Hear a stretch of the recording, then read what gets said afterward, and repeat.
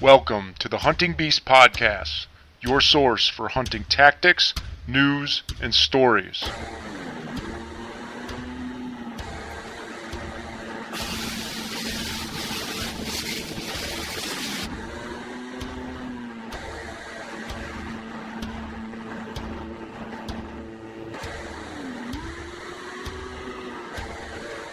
And now your host, Mario Traficante.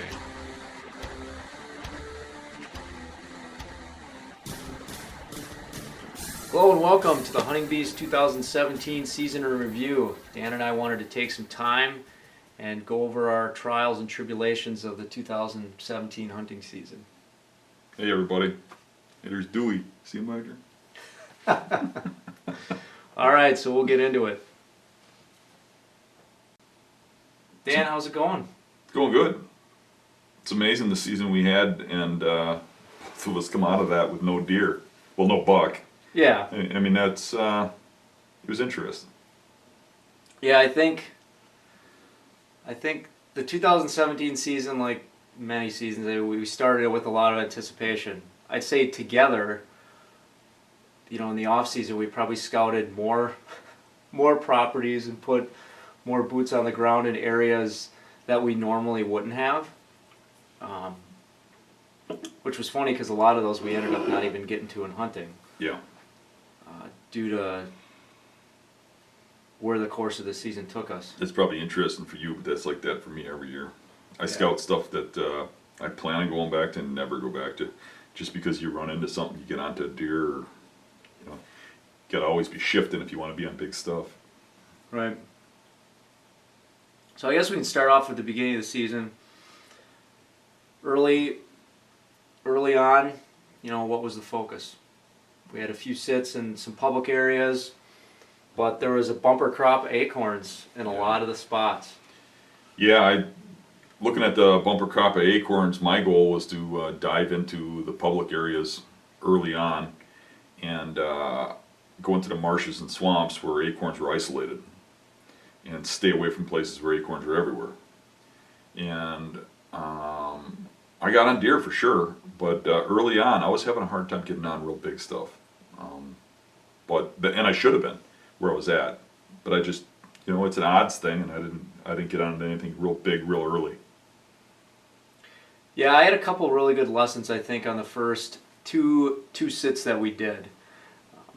It was specific to hunting remote spots that had acorns dropping. One thing I noticed is that it seemed like with all the rain that we had early in the summer, those acorns were starting to drop a little bit early. Some of the areas we went into, by the time the opener was around, you could tell that the deer had been coming to those areas and had browsed on a lot of those acorns already, pretty significantly. But one of the big lessons I learned early on when hunting these spots is a lot of my previous success had come to getting close to that fringe, pushing that transition between the swamp and the island, or the mainland and the swamp, trying to get in that transition and hunt that. And a lot of times early season, if you push that transition, it's too close. So the one sit that we went out on that public area, you had a little oak grove that was tied right into a transition. That was more ash trees with a few tamaracks in there, and it went out to a point. I navigated back into that oak grove, and I could tell that there was quite a bit of browsing and activity in there. But on that night, I pushed a little bit into the tip of where those ash trees were. I didn't see a deer that night, even though there was a lot of sign that there was deer activity in there. Now, and I'm sure, knowing that bedding area, that there was bucks bedded in there. Yeah. And, well, I'm sure there was deer bedded in there because when I got down at dark, I could hear deer getting up in the bedding and moving on there. So they knew I was there. But, hold on a second. Here's where most people would look at that wrong. Most guys I talk to would go, the deer are nocturnal. They didn't get up till I was leaving. Right. But deer in early September are getting up before closing time. So it's obvious they were getting up late for a different reason. Right, and that's the point that I want to kind of bring up as a learning point, a learning lesson for different times of the year when you do these type of setups. When you're setting up in proximity to that food source, but you want to try to get close to bedding. That specific little area, you know, you've got the mainland here. Okay, you've got this point that extended out. You've got swamp here, you've got swamp here. The oaks were on elevation right in here. Okay, this was a mixture of, you know, you had grass in here, you had ash, there was some pine. Now, the bedding was sprinkled all throughout this tip in here. So I had to access this. I actually had to come down, drop into the swamp, and then come up through one of the main trail openings in here and loop around. Now when I got into this area of the oaks, this is kind of what we've been talking about with how close you get to these bedding areas. I mean, we're literally only talking from this point out to here is maybe 150 yards. So there was a lot of browse sign that was happening in these oaks in here. And in hindsight, based on how it played out, I probably should have played it, I don't want to say safe, but I probably should have got into these oaks. I probably would have been right on the edge of the oaks. Yeah. Here. Yep. And set up. And the reason being is that it would allow me to get close enough to that transition and effectively surprise those deer coming into feed, and they would have got to me. They would have been getting up in daylight. It was a protected area, and they would have got to me. But instead, I got a little over-aggressive and thinking, okay, I'm seeing sign, I'm seeing sign, I'm seeing sign. I actually got out, and I set up about right here.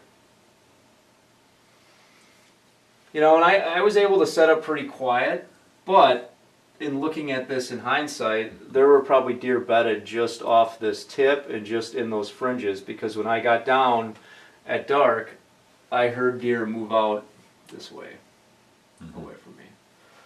So, for me... And in hindsight, now I'm hunting, how far away from you was I? And let me zoom in on that so people could see it a little. Okay. I was probably, I want to say 600-700 yards from you. Yeah. And hunting a different point, and I had deer, I mean, hour before dark come past, you know, a couple bucks, a couple does. Yeah. So you would have seen deer being further back. And the trick of the matter is, what you did wasn't wrong. The goal is to get as close as you can without getting busted. Where you went wrong is you got busted.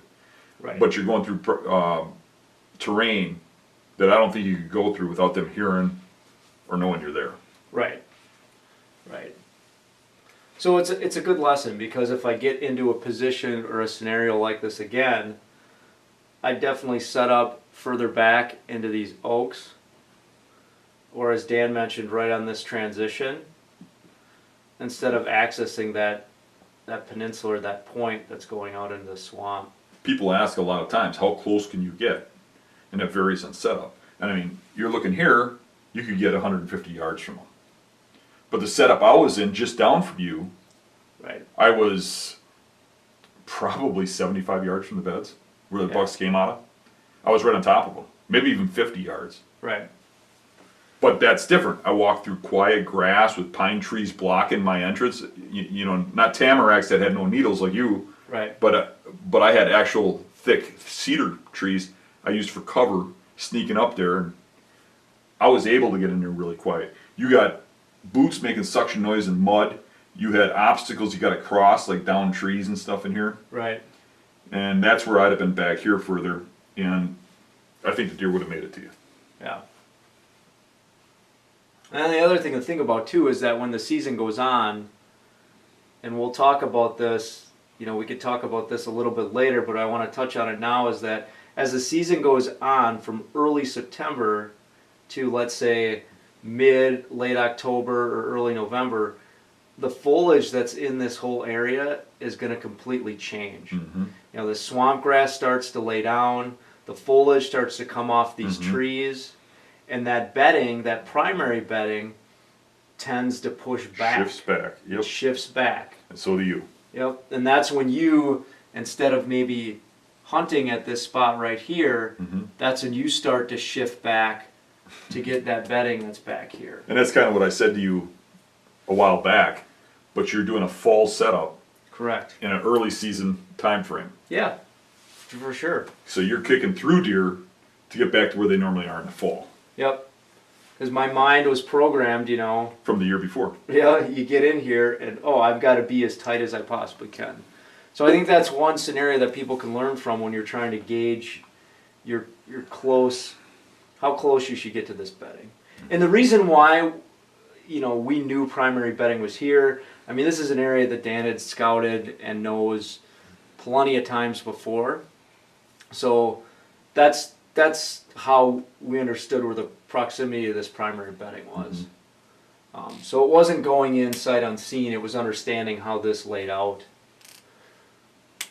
Yep.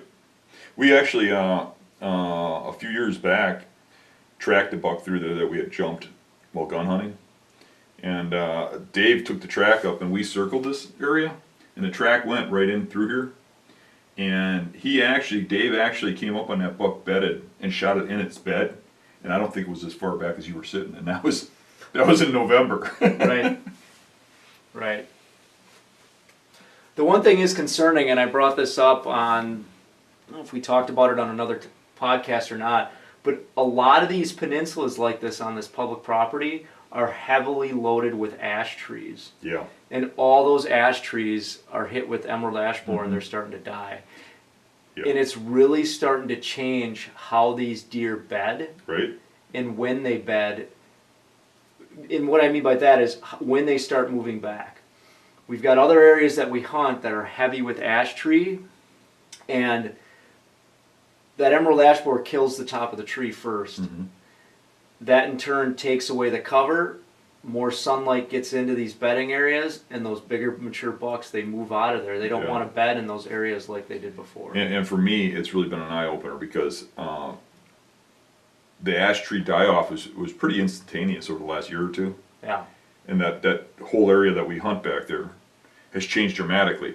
I mean, when you look at those, the deer and how they bed, I mean, they're using that leaf cover as much as they're using the base of those trees and stuff. They don't want to be in bright sun and stuff. Right. And the whole bedding's changed. Where they're sitting's changed. And it's changed my whole outlook at how I look at those spots, because the deer aren't where they were. Right. And now you got to kind of relearn it and relearn where they went because of that. Exactly.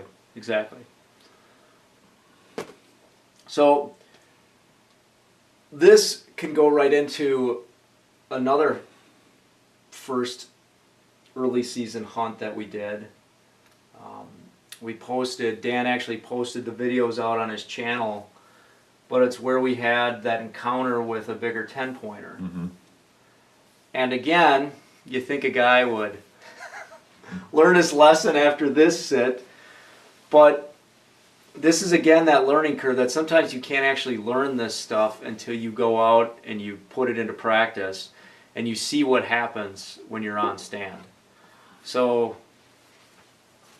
it's almost a similar scenario to this. We'll see if we can move this guy just up a little.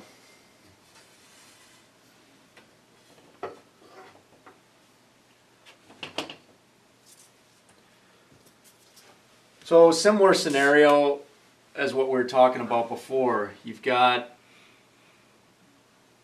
a small oak island that sits here with a little bit of a transition, mainland here. Bedding is sprinkled out right in here. Oaks are all in this area. Now we're talking from tip to tip of this thing, it's maybe 50 yards. It's not a very big island, okay?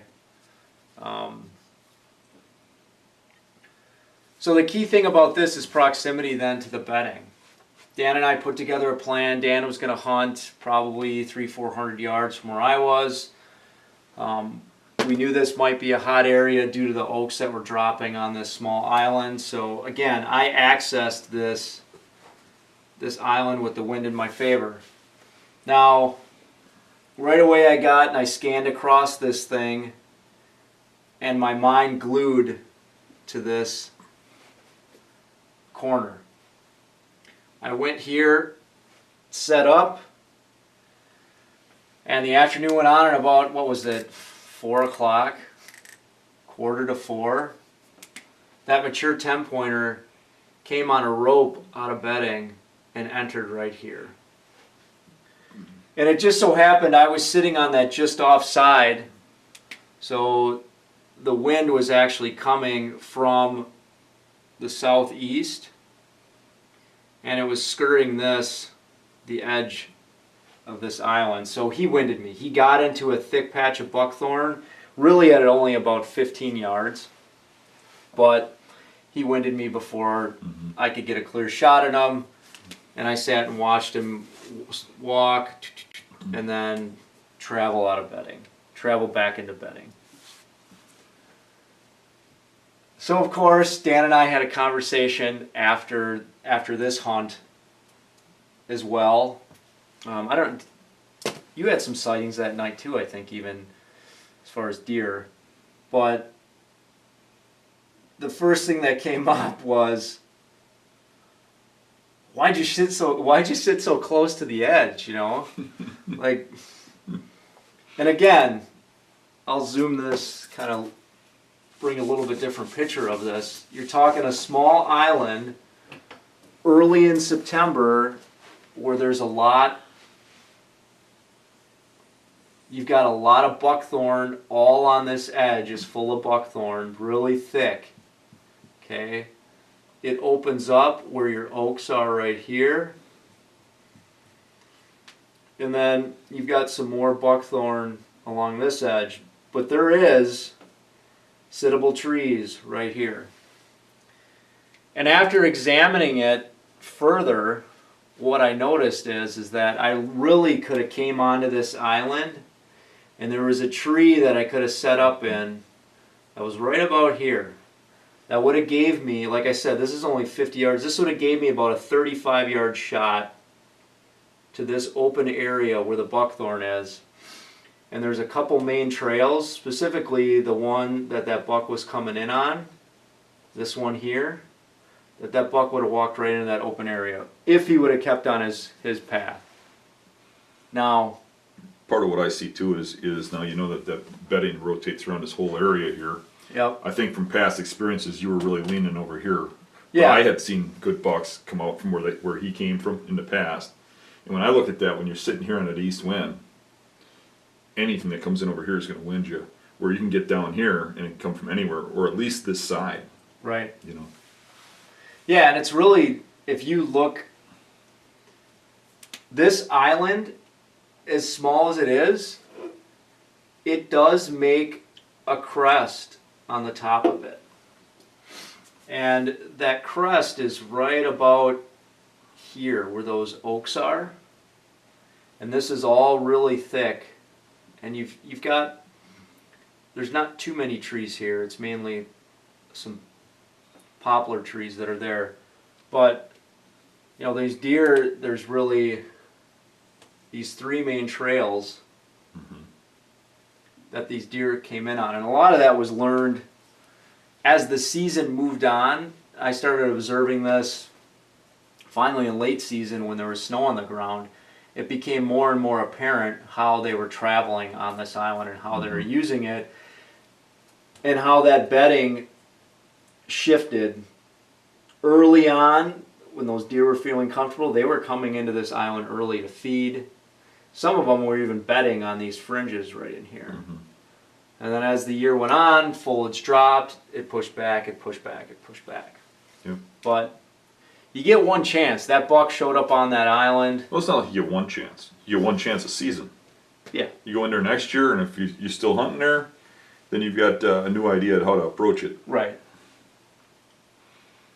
The key is that you learn from it. Right. In both situations you just talked about, the key is that you learn from it. You hunt areas, and people get so upset when they blow it, when they do something wrong. That shouldn't upset you. It should make you smile. You should think, okay, next time I got you. Right. You know, you taught me a lesson here. And I think another key point with this too is that if you identify areas like this in the off season, throughout the summer, in the early spring, identify them, mark them, come up with your plan, and leave them alone. Mm-hmm. The only reason this buck and those other deer were coming to those acorns is because they were in a pattern from the summer, and they were comfortable being in that area, and they didn't smell any human scent. Yeah, well, even if they're not in a pattern going to there, if they're on some other food pattern, when they go through there, they're not smelling human scent. They're not being bothered by humans. I mean, you find a good bedding area in the springtime, like this time when you're out scouting, get it set up, get in there, get out of there, don't go back. Because if you go back even during the winter, even during the summer, if there's deer coming through there and constantly running into human scent, they're going to get more and more suspicious of that spot. Right. So sometimes it does take seasons of doing a setup like this early and learning, and then you put it in your notes to do something different for next season. So all good stuff. This is things that you can definitely apply for the next time we go out into these areas. Oh yeah. All right, moving on. 2017. Where do we go after these early season hunts? You know, my early season hunts weren't too bad. I mean, I got on a lot of deer. I mean, every time I would make a setup, practically, not every time. I think I had 20 sits where no deer came out. But that's out of 68 sits. Right. But usually, a buck would get up and come out of the beds right where I expected. It just wasn't a shooter, you know. But that's the public land thing. I mean, there's not a lot of shooters out there. You gotta keep moving, keep getting on them, and not get strung along by the fact that deer are walking past you. If there's not something there to shoot, move on. Right. You know, early season I didn't do very well, but when rut picked up, I think I got on deer pretty good, and I got on deer real good late season. I just didn't connect. That's plain simple truth. I think everybody has their thing with hunting. You know, some people are great shots and they sit and they practice all the time, and they can kill a deer out to 50 yards, or at least on paper. You know, and some guys are good at locating properties that have them. You know, my thing is figuring those deer out. I can go into an area and tell you where that deer is, but I've never been good with equipment, with shooting and stuff, and I got to practice a lot just to be halfway decent. You know, and I probably didn't put enough into it this year.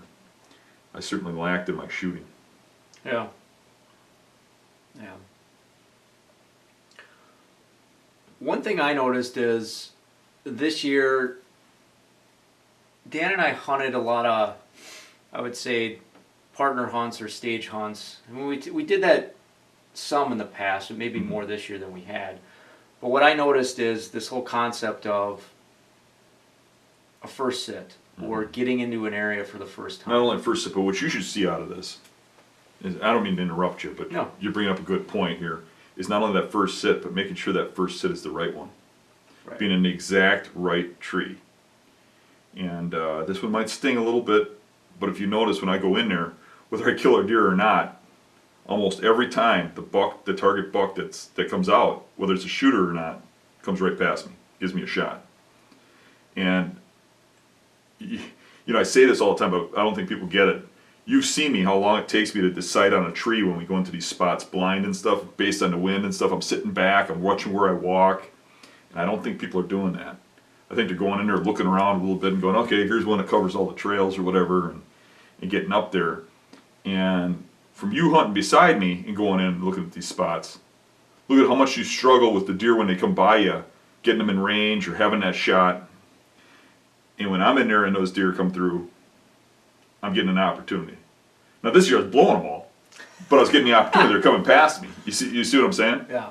It's not just the first sit, but it's a first sit in the right spot. And the right spot's where a lot of people are going to struggle, but that first sit is so important. Yeah, and a lot of that you can again learn it. I'm not saying that people can't learn it, but you're going to gain more from experience in the woods trying to apply these concepts and practices.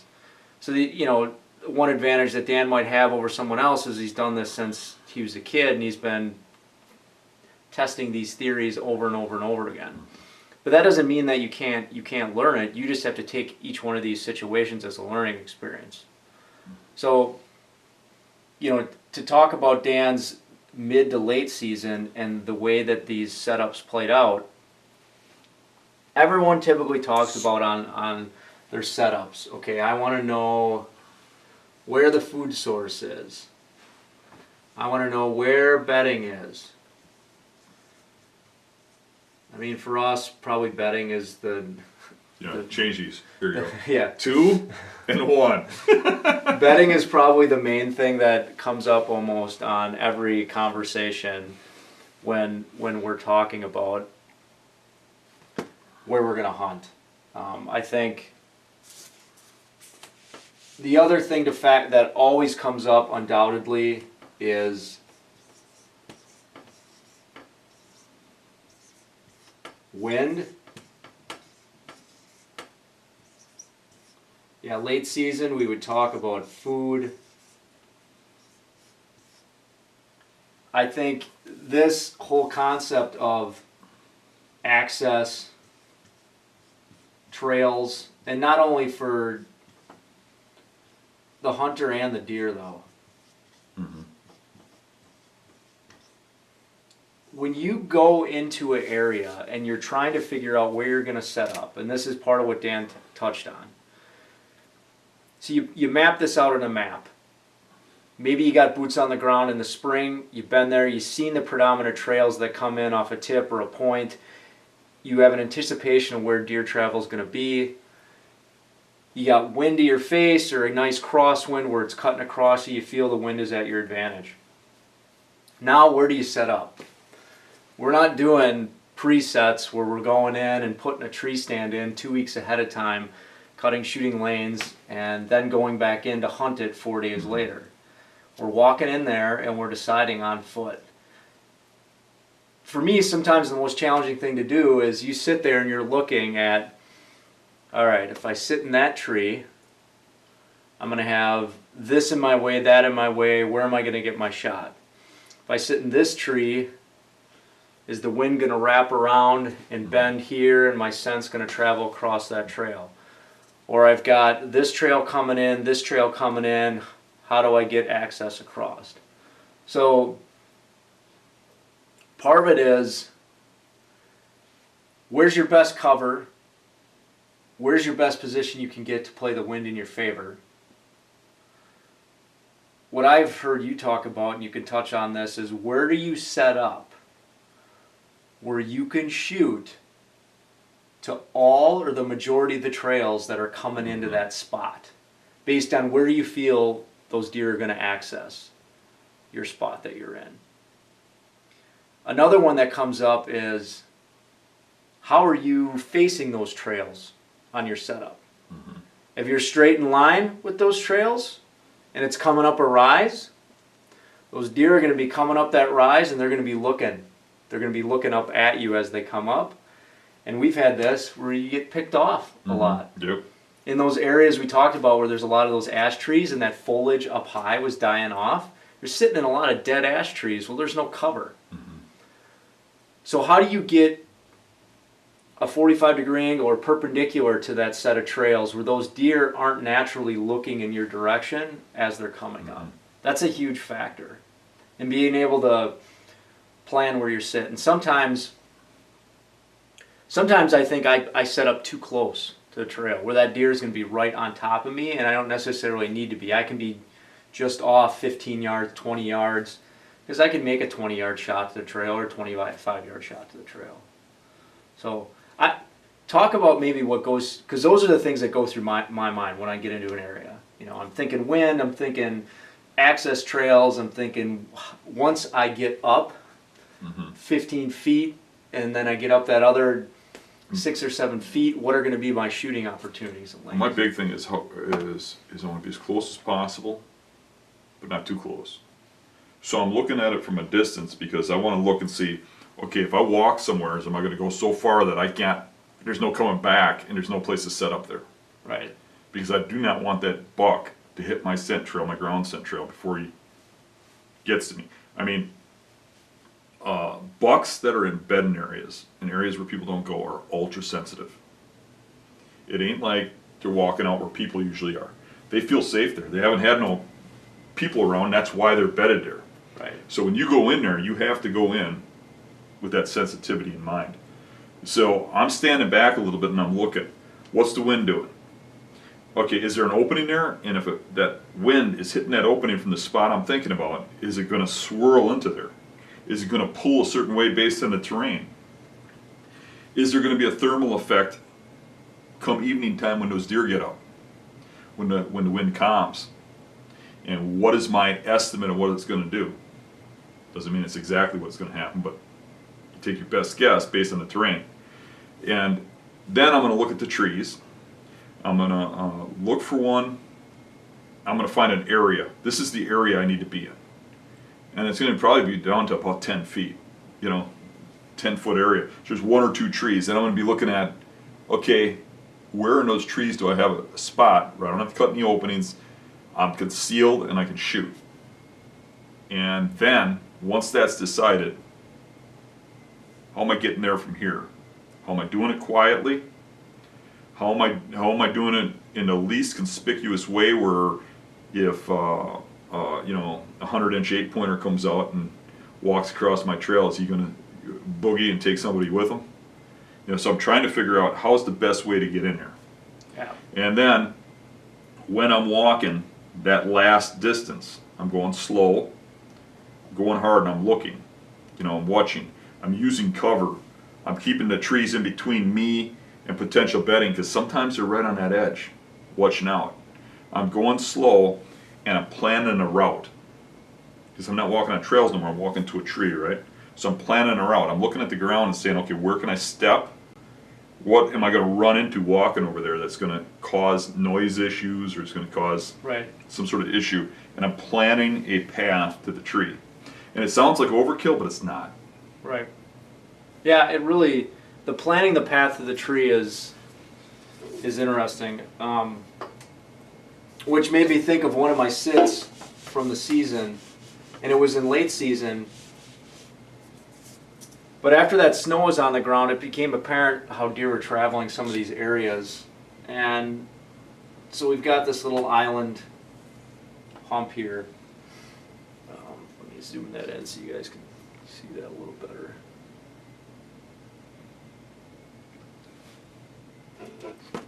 So the interesting part about this island is you've got an access trail here, and it meets up. You've got an access trail here. There's another access trail that comes in here. What do you mean by access? These are where bedding is. So this is bedding. Okay, so access for the deer to get to the access for the deer. Yeah. And these were heavy and beat down. They were obvious trails that were being used throughout the whole year. They were just really apparent now that there was no cover. Now, there was a row of bigger trees, a couple ash that were patterned through here. This was full of buckthorn all around.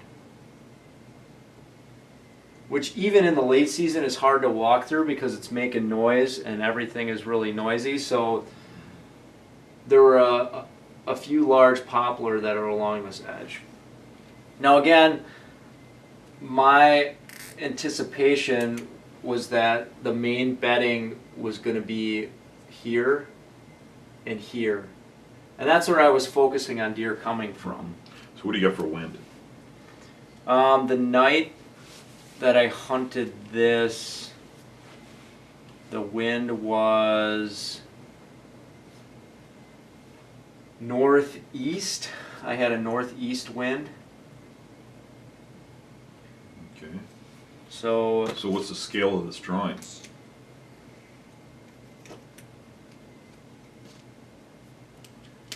from here to here,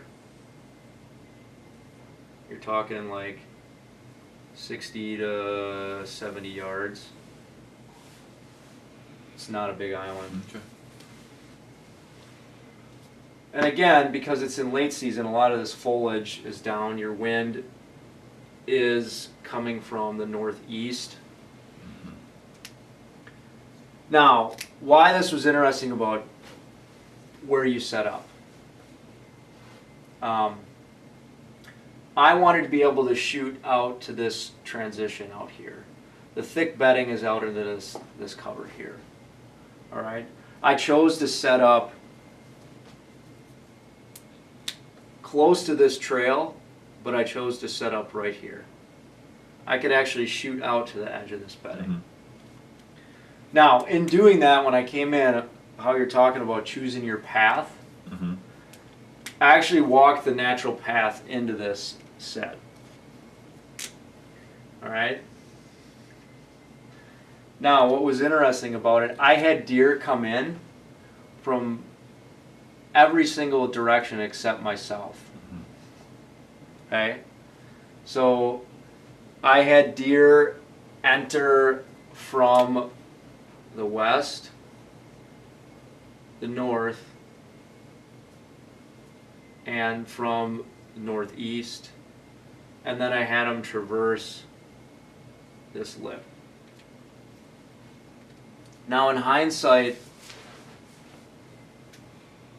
except for these deer that moved this outer rim out here, every other deer that I encountered at some point or another was on this cluster of trails right here, where they all intersected. Either if they were coming from the west or if they were coming out of bedding onto the island, they all sort of met right at this apex point. And why that was problematic for me, because the spot that I set up in, I was a little bit silhouetted, and the deer were coming, accessing from behind me. Now granted, I could see them, I could shoot to this point here, I could turn and shoot back to them, and I could shoot anything coming up here.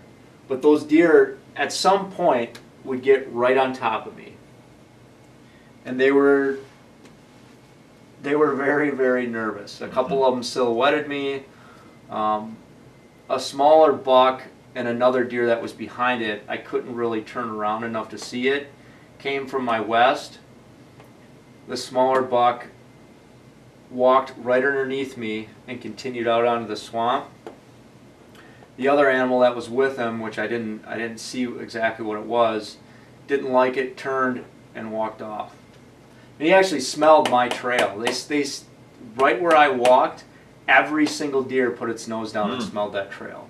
Now the younger deer, they just walked right through. I had a fawn, I had a 3-pointer, they all walked right past me. Anything that was a little bit older, they stuck their nose down right in that spot where I crossed the trail, and they froze. Which I guess doesn't surprise me. So then I guess the question is, in a scenario like this, where would I have set up differently given the time of year, so on and so forth? I might have been better off setting up in one of these trees back. Now that we're talking maybe a 25, 30 yard difference here, but I would have been back off from the deer. I wouldn't have walked on that crossing trail. And you'd have kept the wind in your favor completely. I would have kept the wind in my favor. Now, could I have shot this transition out here? No. But based on the trails and stuff too, I would have liked to have come in wind right to the nose, because when you got deer coming from every direction, then you've only got one scent trail. right. You come right into the wind and Exactly. Yeah, I mean, and access was the other thing, yeah. So, I mean, I actually saw that when I was on stand after the first set of deer came from my west, effectively following the trail that I took in. It was like if I would have been back off this way, they wouldn't have expected me there. I could have watched every single one of those deer walk by unalarmed. You brought up an interesting point too. You said how every deer smelled your trail. Mm-hmm. I had very few deer smell my trail this year, even where I walked. And you're gonna get guys that are gonna see that. But what you see is, like certain areas, they're all either bothered by your scent, or all of them aren't. Right. I don't know why that is, but it's true. But you're gonna get guys that are gonna go out there and they're gonna say, "Why do I need to follow this program? I go to that tree. Deer walks across my scent trail. He doesn't smell it. He gets downwind of me. He doesn't smell it." Well, I can tell you right now that 90% of them, 99% of them aren't showing no reaction to me. Right. But I'm still taking those precautions because if you're under the belief they don't smell you, you're wrong. They're just not showing reaction. And it's going to affect whether they come back again. It's going to affect how mature deer act. Right.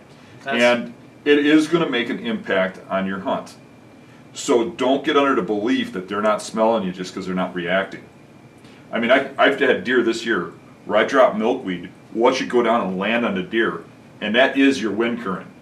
Don't tell me, oh yeah, well his wind current's going over the deer. No, it's not. It's going right to that deer. That deer smells me. He's just not reacting because he doesn't know I'm a danger. Right. True. But to get to that point, I mean, that axis is really, really important, whether you see a reaction or not. And the other thing with the reaction in a scenario like this again is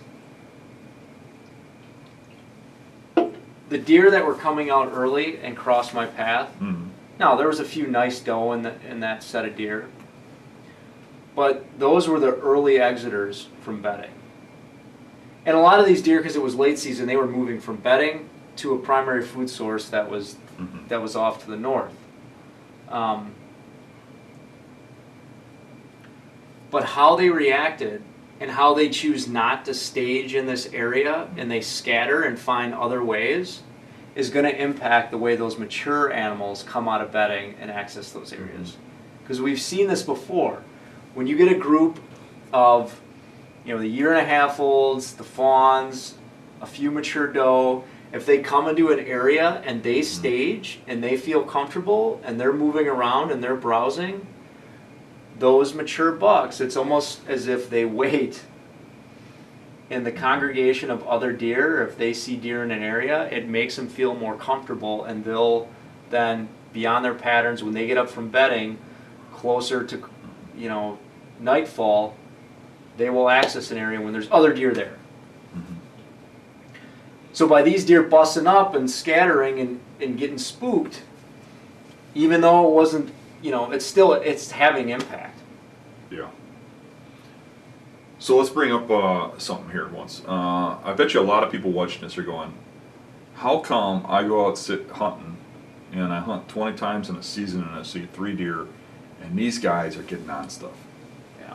What are they doing different? And part of that first sit thing is, can I wipe this off? Mm-hmm. Okay. Part of that first sit thing is, let's just take, here's a property, okay? Let's say this is 400 acres, right? Here's this darker marker. Okay. Let's say this is 400 acres, and it's all swamp terrain, mixed up islands, points, all that crap, right? And you're like, okay, I want to look at a map and I want to know where to go. Well, I could probably take this swamp and point out 50, 60 spots, right where they might be. And when we go in there, why are we getting on deer and they're not? Well, we're not all the time.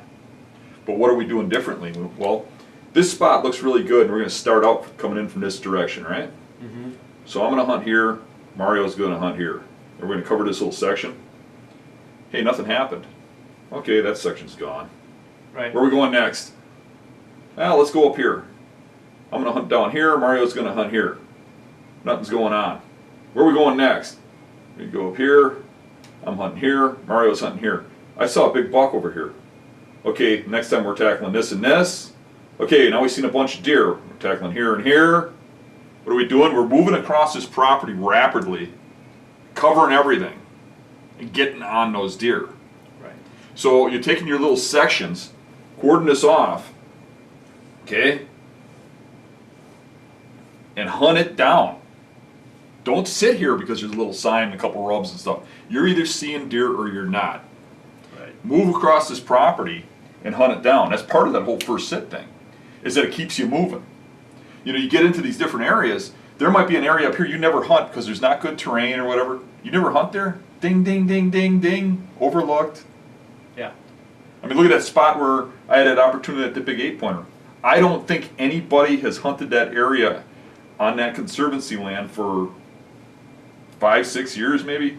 Yeah. Nobody. Because there's no trees or nothing to sit there. Right. And what did I do? I said, well, there's got to be deer going through there. If nobody's going through there, I got in there, and the first time in, I had an opportunity at that real big 8-pointer Yeah. in that first sit. Yeah, and I think this is a good point about access and about how you spread yourself out across the And property. you think about it. I mean, we had our opportunities on that property you were just talking about in key areas. But is that where we started? Is that what we were first looking at? I mean, if we're honest, we looked at it a little bit. But we were really like, well, what about this point over here? What about this? What about that? And if we're honest about it, there was a lot of dead sits or sits where, well, medium-sized deer or does, or Right. we had to narrow it down. Yeah, it takes a while to learn a property to do this, but I think, and I don't, again, I don't want to take away from someone's preference of how they want to hunt, per se, but I know this system works with how it puts pressure on pieces of land and how it deals with pressure. Mhm. You know, whether you're hunting on a private piece of property or a public piece of property, if you break it down into sections and you strategically hunt those sections, hunt an area, cross it off your list, move on to the next. Hunt an area, cross it off your list, move it on to the next. The thing you have to be mobile, you gotta have the equipment that allows you to do that. Mhm. But it also gets you into an area where it's quote unquote a virgin sit. Now, I mean, what I found with a lot of the combo hunts that Dan and I had, we had our most success when either one of us were going into a spot, and by an area this might be a section of 20 acres or 10 acres, where neither one of us had walked or sat before, or if we're on a public piece, I mean, we were not aware that someone else had been in there. Mhm. You know, there was no human sign that someone else had set up in there. Mhm. And on public, you're not always going to know that. Some of it depends on where you're accessing and whether or not you think anyone else knows about that spot. But the second and third times we sat in these areas in the same Mhm. time frame of the season, No, those deer figure you out. those deer figured us out. I mean, after one sit, Oh yeah. the mature deer figured you out. And what's funny about that is you could have a trail camera in an area soaking. You check that trail camera, and the same buck is coming through there day after day after day after day. Right. You hunt it once. He doesn't come past you, and you didn't spook any deer, and watch that trail camera go dead. Yeah. And that's what people don't get, is they don't always show reaction. You don't always see that physically with your eyes, but they know you're there. Right.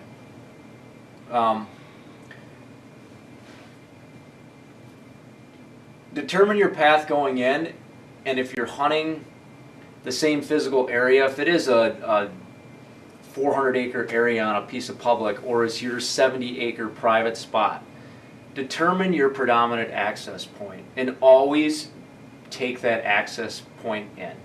Mhm. Yeah, you'll have your little branches that you need to get off into your spots where you want to sit, but the predominant way that you go in and out of there, stick to it, because the deer year over year over year are going to begin to tolerate your scent and your access Mhm. on that spot. Some of my best repeated hunts, when I did hunt a spot over and over again, were spots where I set up right on the walking trail right up a tree because they tolerate my scent there. Right. Right. it's something you got to think about. So that's a good point to make. I mean, our season is sort of littered with this format of, I think the first 4 sits we did, it was you, me, and Jeff, and it kind of followed this pattern. We were hitting those spots on public, but we were all in different areas. Okay, now that's checked off our list. Well, what'd you see? I had this come through. Okay, that's checked off our list. Right. And again, hunting for specific wins and on specific locations, but if the mature animal isn't coming out of that bedding area, then he must be set up in this bedding area over here. If he isn't in that bedding area, then he must be in this bedding area, and you keep moving until you locate that buck. So now we hunted this bedding area, we hunted this bedding area, we hunted this bedding area, we didn't see nothing, right? So now the deer comes wandering in here and goes, somebody's been in there. So that puts them even more in the areas you haven't been in yet. Right. You kind of narrow them down. Yeah. Yeah, don't underestimate the ability of that too. Like as you go into these different spots and different bedding areas, you're stacking them. Yes, you're intentionally / unintentionally putting pressure on them, which is going to move them into those other areas that they feel are more secure. Yeah, this area here might be like, let's just say that this area here is like solid dogwood with little humps in it that deer can bed in really well. And there ain't a tree in there. There's 8 million paths going every direction. There's good rubs coming in and out of there, and there's paths coming out all over the place, but nothing consistent. Man, I'd probably take my axis right through there on purpose. Kick them out of there or put them up here where you can hunt them. Right. You gotta, if you take a property like this and you don't hunt every section of it, you're giving that deer a spot to just have a free ride. You don't want deer to have free rides. Yeah. You want to kill him, right? So if he's living here and you never hunt that area, and he's never getting out of this section, in daylight, why would he ever leave? I mean, he could feed way over here and still live here, in daylight. If you never give that a shot, you'll never kill that deer. That's why sanctuaries don't work. You'll have huge bucks, you'll get them on camera, but rarely will you kill them because they'll just live in that sanctuary forever. Right. Yeah. So, other things about the 2017 season. Sitting in weather fronts, and what I mean by weather fronts, there was a lot of rain sits this year. You know what I like about those rain sits? I was sitting in the warm house. Well, I was sitting in the rain sits. I probably sat, I think I'd have to look at my journal, at least 10 weather fronts. Yep. You were out there a lot in the rain, yeah. And it just happened to be, sometimes your schedule and what you have planned, that's what I had to hunt. So I had to go hunt it. Mm-hmm. One thing it did affirm to me, I didn't connect on any of those hunts, but I did see deer. Mm-hmm. I had deer. I experienced the pre-movement 30 minutes before the front comes in. Mm-hmm. When that wind is shifting and that barometric pressure is changing, I had deer up early. Mm-hmm. One of the sits, I had a hard wind in my face. I had just gotten set up at about 2:30. At 3 o'clock, I had 2 doe and a smaller buck coming out of bedding, and this was earlier. I think that was early October. Moving out of bedding in high winds about 25 minutes before a storm front was rolling in, mm-hmm. and they were cruising right through out of bedding, moving to food. I also had the opposite effect where I sat a morning where there was a storm front moving in, rain for the majority of the morning, and I got to the point where I was cold, wet, and tired, so I was deciding to get down. Of course, right when I do that, I'm packing up my stand. I'm actually in this little transition between the swamp and an island, and I look up and there's 2 bucks that at about 9 o'clock, 9:30, they moved on to this island. Now, they weren't the ones, a buck that I was particularly after, but one of them walked broadside to me about 12 yards while I sat on my knees. So that was pretty cool. It was a cool hunt. But again, they moved right after that storm front went through Yeah. and that rain stopped. They got up and moved. Right before and right after. Yep. And that's not to say you don't see them move in the rain, but usually what I see is right before and right after. I hunted a couple of rainstorms, not many though. I had a lot of action during rut. Rut was insane this year. I mean, I saw a lot of deer. I had one big buck come by at right at about 35, 40 yards at the end of my range, and I broke my own rule. And that was that big dark buck. I think you've seen him too. Yeah. I never really got a good look at his antlers, but he was obviously a shooter. I had him at 35 or 40 yards, and he stopped broadside, quartering away, and was like munching on something. And I broke my own rule. And that rule is you take the first good shot you have. But I was coming back from being a kicked puppy. I had just had a couple opportunities just a couple days before that I blew. Actually 3. I hit a limb on one and missed the deer.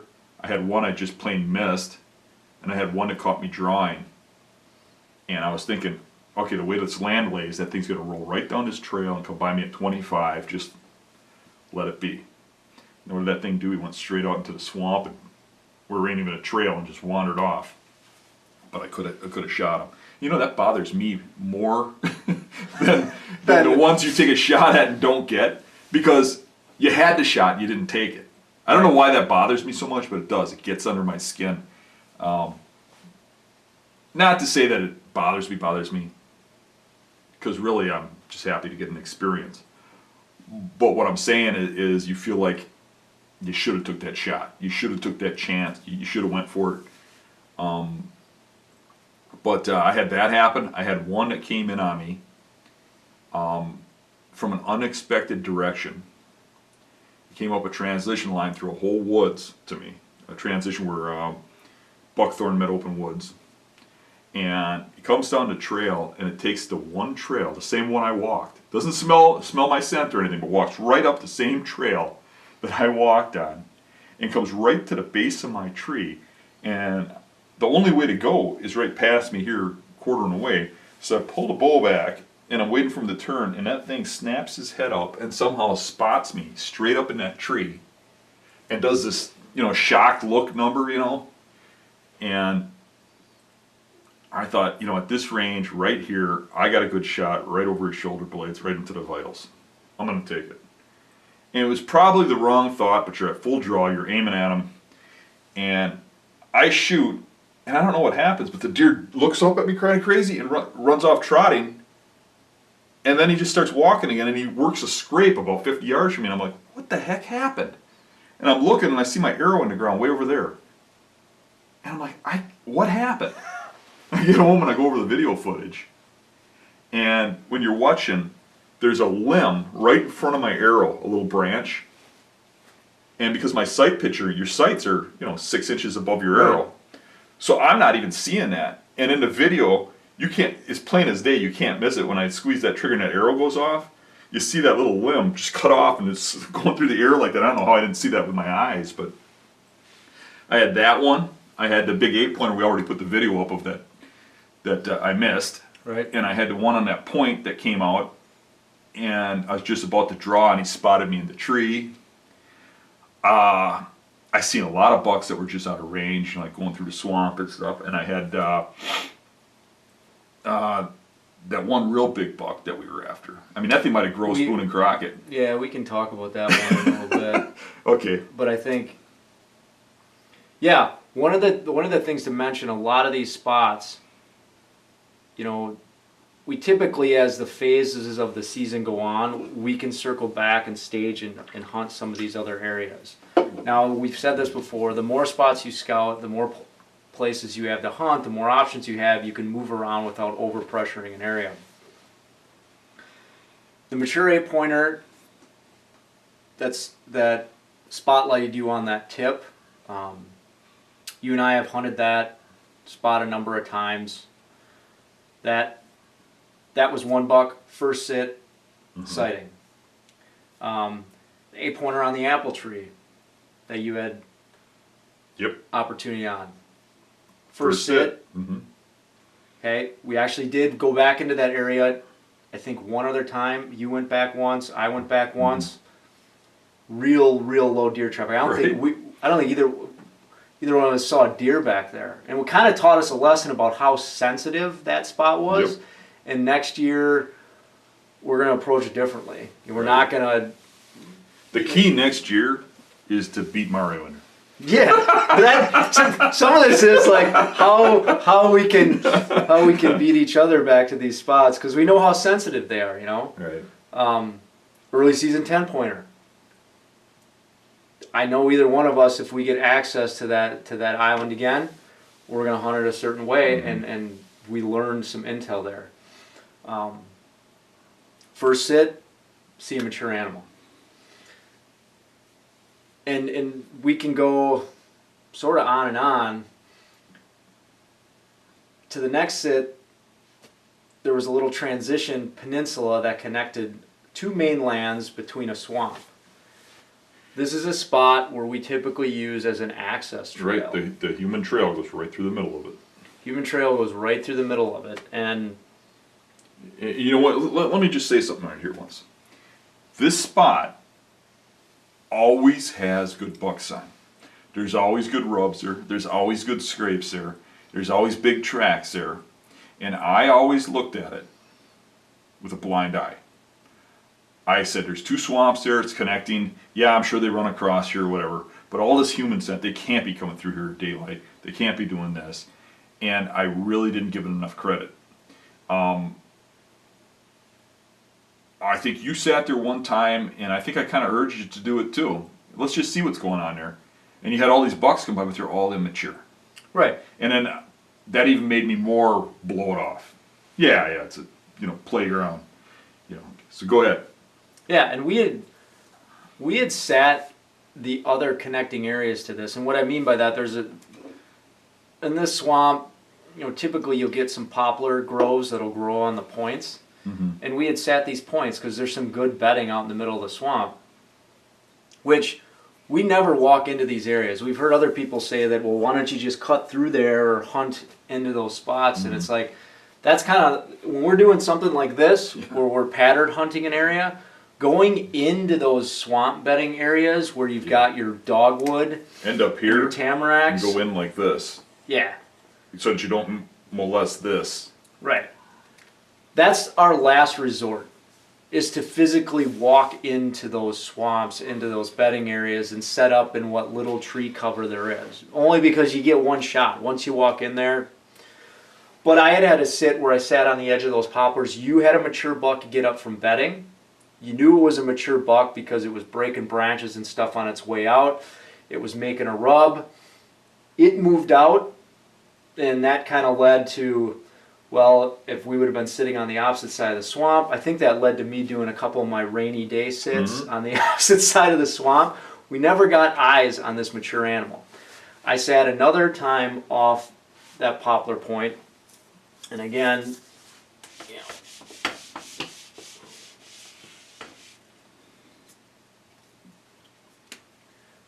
we're talking like a point like this, and you've got a swamp out here. Primary bedding was located here. We were making our sits here. I had a buck, just like clockwork, get up like we thought, and he wrapped around in front of me and followed this swamp out.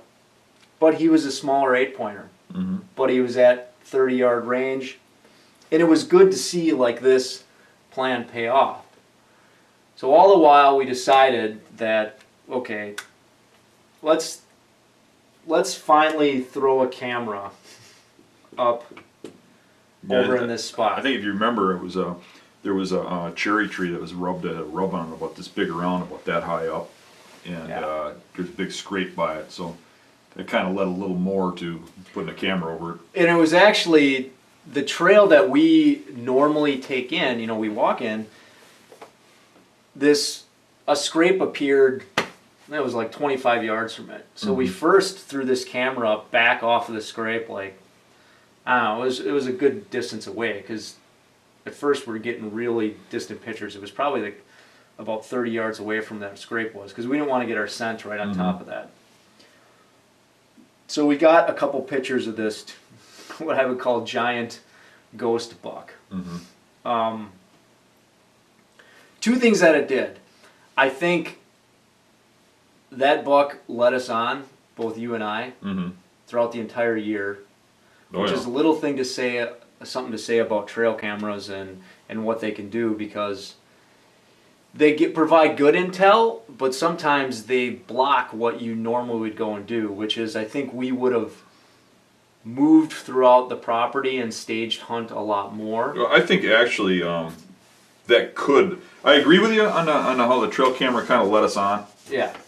but I think it could have worked out better. I think the problem was the first sit was made with expecting that deer was doing something other than it was doing, Right. based on what we saw on the camera. Right. Now, I went in that area, and we knew that we were getting that big buck on that camera. And you had shifted that camera in, as you were preluding Yeah. to right over the scrape. And I went past that camera and went to another area where I'm thinking, well, this is probably where this buck is going through. And I went and I sat there, and it was a morning. Yep. And I don't know, what time was it, like 8 o'clock in the morning or so? I get a text from Mario, and he says, "Are you on, Stan?" I says, "Yeah." He goes, "You where you said you were going?" I go, "Yeah." He says, "That buck just walked by the camera and it's heading right for you," because it's a cell cam, so it's emailing the pictures. So I'm like, okay, this thing is coming right at me, and the wind's in my favor. And I mean, how far was he from me? Like 300 yards? And I can see half of it, 150 yards. I can almost see to where he's talking about. Yeah. So I'm sitting there waiting for this buck, and he never shows. So I'm like, well, what happened? So we knew he was walking. I'm here. He's walking this way, and he never shows up. So what would be the most logical next hunt, the first time we go in by that camera? Well, heck, this is kind of thick over in here, so I'm going to sit right here, and when he walks past that camera like he did last time, there's a good rub line going right through here. The scrape's right here, and his rub line goes like this, right? So I'm figuring he's walking right through here. I don't know how he didn't get past me here. Maybe he went this way, maybe he turned this way, but I'm going to sit right here, okay? So mark that spot.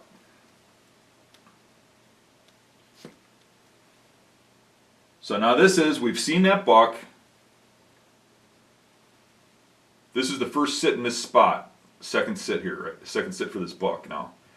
Now, we seen that buck on camera. I think it was almost 3 days in a row. I think it was 3 out of 4 days or something like that. Yeah, and these are, most of the picks were night picks, but the one that you just mentioned was a daylight.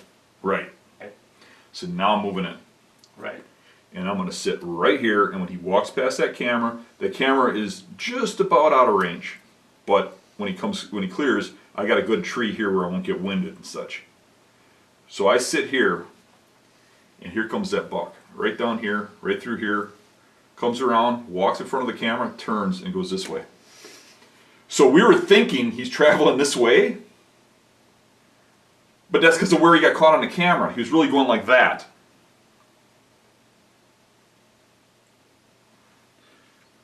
So then, I moved right here. And Yeah, it's, I guess by scale it would kind of be like right. yeah, okay. And when I got in here, you could see the huge rubs going down his trail down here that we never even knew about. Just giant rubs. And that was it. I mean, then then it was game on. When he did show up, it was in darkness. He knew something was up. This was our chance. This hunt should have been right over the top of the camera, or this spot would have been a dead deer for sure. Yeah. But if I would have just went to right over the camera, it would have been dead. But the fact that when that deer went around that camera, he wrapped around, we just assumed he was going this way. He And wasn't. we had caught that buck moving in both directions. Mm-hmm. So it was kind of hard to read what his travel patterns were, why he was. I think a lot of it was there's a bunch of does hanging in here. Yeah. And I think that the doe trail was what those markings were. That wasn't really a buck trail. Yeah. It was a doe trail that was marked by bucks because of the doe scent on it. Yeah. The bucks were going like this. They weren't walking through this open timber. They were getting from this thick swamp to this thick swamp, at least this particular buck was. And he wanted to take the path of least resistance. And when I looked at it, I felt like an idiot because I know better. When you look at the terrain, what's the first thing you see about the open area here? Where's the thickest spot in the open? This connection right here where that trail is. So he was just taking the thickest area through here, through the open woods, to stay in swamp. Right. And even the cam pic, the daylight pic that we got of him, where he walked in relationship to the camera, it was obscured with foliage from buckthorn because there was a heavy amount of buckthorn that was all in this area, especially right through here and all over the tip. And when we looked at this from a map, again, we never really paid attention to this area over here. We noticed that there was a little hump that came off this point. And again, Dan went in and he did his third setup right here. And once you got up in that tree, all of a sudden you see big rub right off this point. You could see the faint trail that he was taking through here, and you could see the scrapes that were worked. Mm-hmm. But to be honest, 1, 2, he's onto us. 3, he's probably really onto us, and we don't get any other sightings of him on stand. And we hunted that area more than just that one What blows time. my mind is we've been through that whole area, and I thought we had seen every deer. And then that deer shows up, and he showed up on that camera. I don't know how many times. We got other cameras out there. Right. And we never seen him anywhere else. The only thing we really know for sure is he walks from here to here. Right. After that, I've got no freaking clue. I think he's hanging up here either feeding or bedding, and then he's either feeding and bedding down here. But this is his travel route. Because we had pictures of him going this way and that way, both in morning and evening. Right. It was bizarre. This hunt was kind of interesting because, remember we were thinking he was going like this? Right. I don't know if you remember me talking about that, but I was thinking, I know he's not going straight through here because I would have saw him from this stand. So he's either staying in this swamp or he's cutting across. If he cut across here, I'd probably even see him from this stand. So I was thinking he's going down here, which he kind of was. But I was thinking he was, skirting along this big point that was over here.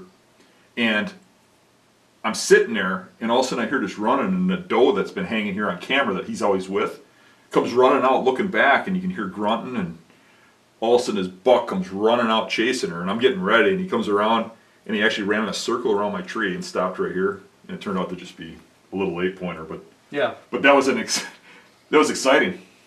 Yeah. And that was the same day that you had eyes on him actually on. Yep. That was the one Yep. time we had eyes on him in stand. Right. You had eyes on him on stand. And it was obvious.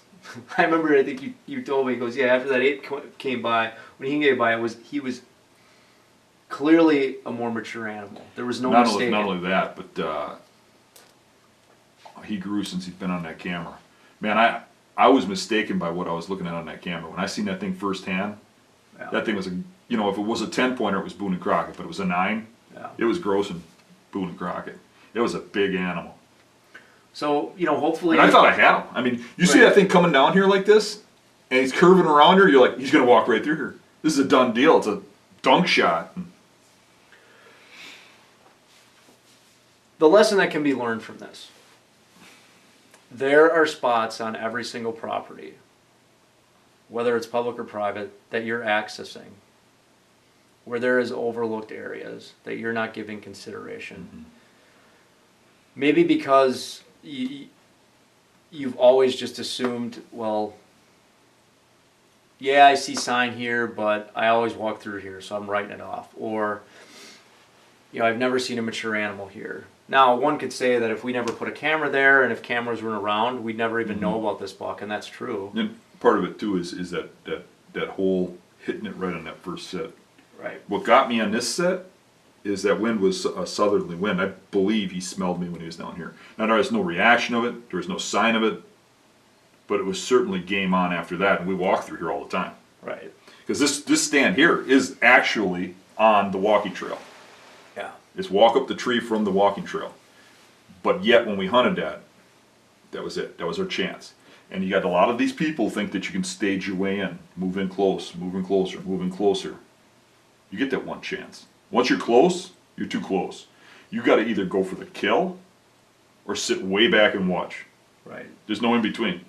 He didn't get that big from making mistakes. Right. And but the good thing to know is that, that mature animal, he'll likely, and again, that deer could have been shot, we don't know. I think next year pre-rut, I'm going to hunt right there and send Mario over here. Yeah.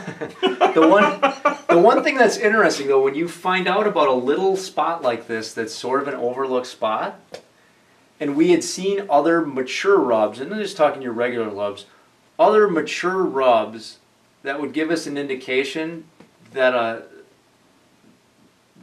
mature animal was moving through the area, but you kind of are like, well, it opened up other options to where I might set up. On the other side of this transition, you start looking at trees and thinking to yourself, well, now that I know this point is here and I know these access trails are coming in off the swamp, I picked out a few trees that are along this southerly edge where I could shoot to that point.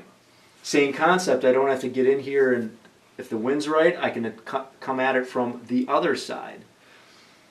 Sure. And even when you get up high on that edge, to be able to see down into that swamp and catch eyesight of them. Because a buck like that, you're going to see its rack moving through the swamp. So that was a cool, this whole thing was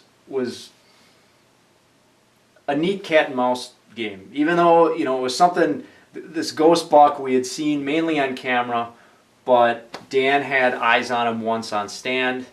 I mean, I laughably will say I was hunting about 400 yards north of this spot in the morning. It was about, 4 o'clock, 3:45. As I was putting up my stand and getting all set up, that buck walked in front of the camera. And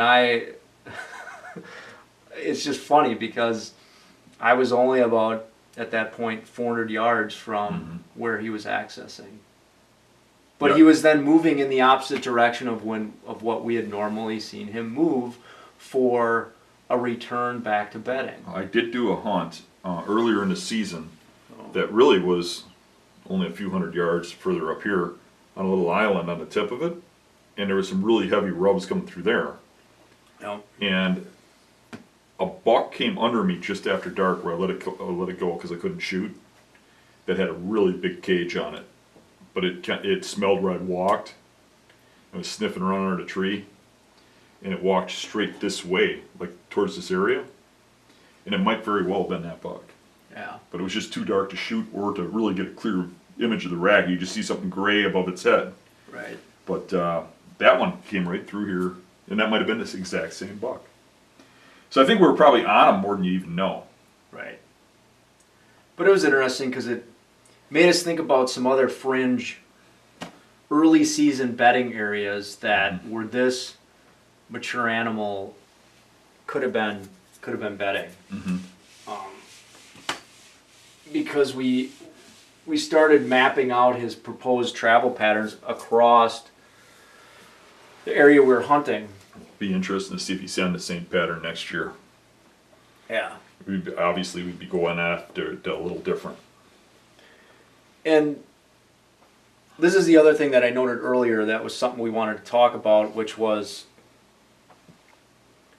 changes, how these bedding areas change as the season goes on. Typically early season you got a ton of greenery, you've got a lot of cover, there's a lot of water in these swamps. The deer are more comfortable because they're not pressured. It's not noisy, crunchy leaves. Right. And because of that, I would say we see a lot of, call this any transition. This is mainland, and this is swamp. We see bedding on the transition right here. We see bedding here, and we see bedding out in these areas from the mature animals. But early in the season,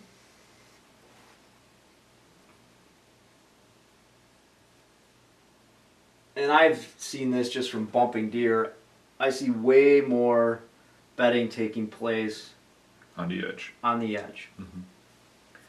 And why that's important is that when you're going in to hunt these spots, recognize the fact that you're going to bump deer if you encroach these too Well, when close. when I had that chance at that buck ride, he caught me drawing. Yeah. It was a point kind of like this one, and this is all wet swamp that drops off. And there's a little island here is where I thought they were bedding, and what I had done is go on stand on the back, and I scouted my way in. Right. When I got in here, there's a big scrape, a huge rub that was still bleeding. Right. I'm like, that deer's in here. He's in here right now. So I crept up and I set up. I can guarantee you I would have heard that deer walking in this swamp. I didn't hear him until he was walking in front of me, and I figured he was a squirrel because I never heard a swamp until I saw his legs moving at 10 yards. Right. That thing was bedded right on that tip. And I got in that tree. Man, I don't think that's 40 yards from that tip. And that's probably further than what it was. But he was bedded on that tip and got up. And I think that thing did probably hear or know something because he was acting a little funny. Come out, look around a little bit.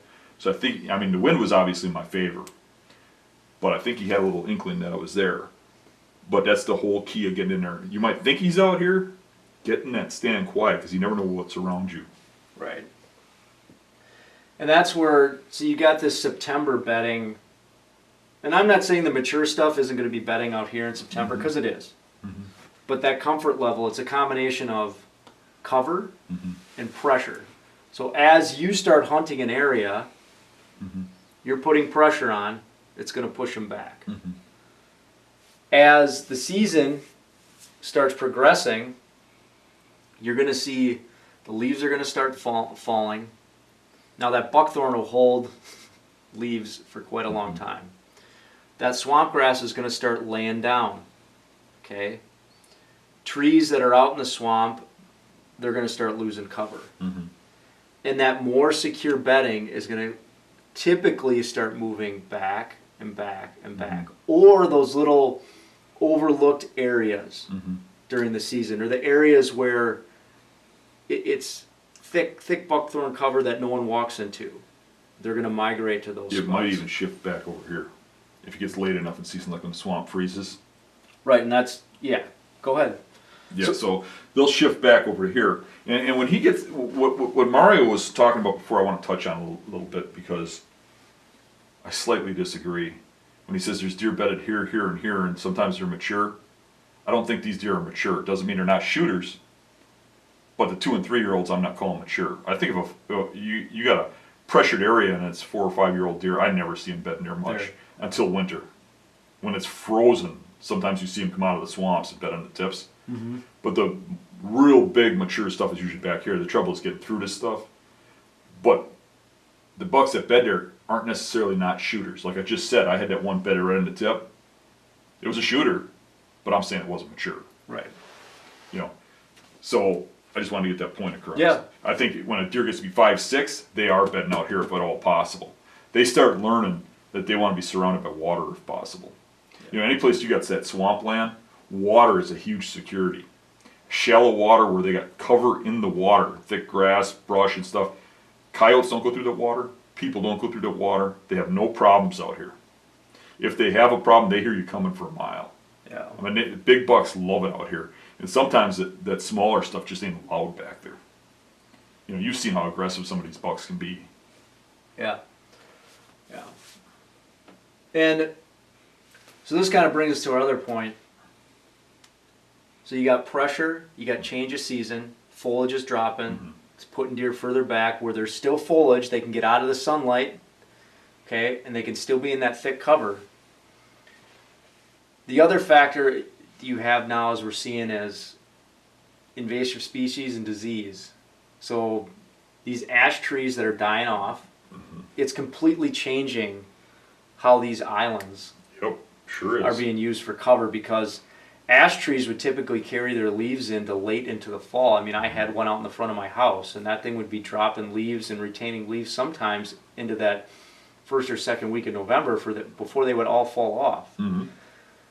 Now, as they become diseased, their emerald ash borer has been kind of decimating them. A lot of those are dropping leaves. They don't even grow leaves on the top half of the tree at all. And a lot of the stuff like in the swamp by me, they're all dead already. They're all dead. So all these areas that typically might be a point like this, that was completely covered with ash trees that provided blockage from the heat of the sun and provided thick cover and protection, those deer are vacating the areas. And they're going out into these swamp areas where they've got more cover, where they're going to getting into those thick areas of dogwood. Okay? The other thing that we've seen on the high ground, a lot of the saplings and smaller trees that would grow up amongst your oaks, okay, and your other things in here, your maples, the forest floor is being covered with buckthorn. Yep. So we've seen huge sections that are so thick with buckthorn, you can't walk through it. I mean, you can, but if you try to walk through it on a hunch, you're going to make a ton of noise. You can't shoot through it. There's barely any mature trees to climb up to get down to shoot through it. And what we're seeing is, yeah, early season doe and smaller bucks are bedding in that, but you get into late season, what we observed during the late season, those are primary spots where they're moving out of the frozen swamp and they're moving onto that high ground bedding in proximity to a food source in that buckthorn. Yeah. Because it's thick, it's It's dense. acting like dogwood. Yeah. There's corridors that run through that stuff. And Another thing about that buckthorn, did you notice as much feeding on that as I did in early season? Yep. Man, I had them walking through prime food plots on private land to get to patches of buckthorn without eating in the food plot. yeah. I was amazed, but it really opened my eyes this year at how much deer prefer that buckthorn leaves. Yep. It was amazing to me. I watched them browse on the leaves and on the woody buds. In late season, I watched deer walk and come through. And when they were herding up to go from bedding to food sources, I watched them walk through these, what I just call them buckthorn corridors. Because when the snow is on the ground, you can actually see these deer traveling through these corridors. And these deer were feeding on those woody stems and branches of those buckthorns all throughout the late season. Saw it on multiple sits on the late season. You're going to see some huge changes in the next few years because that buckthorn has taken over this country.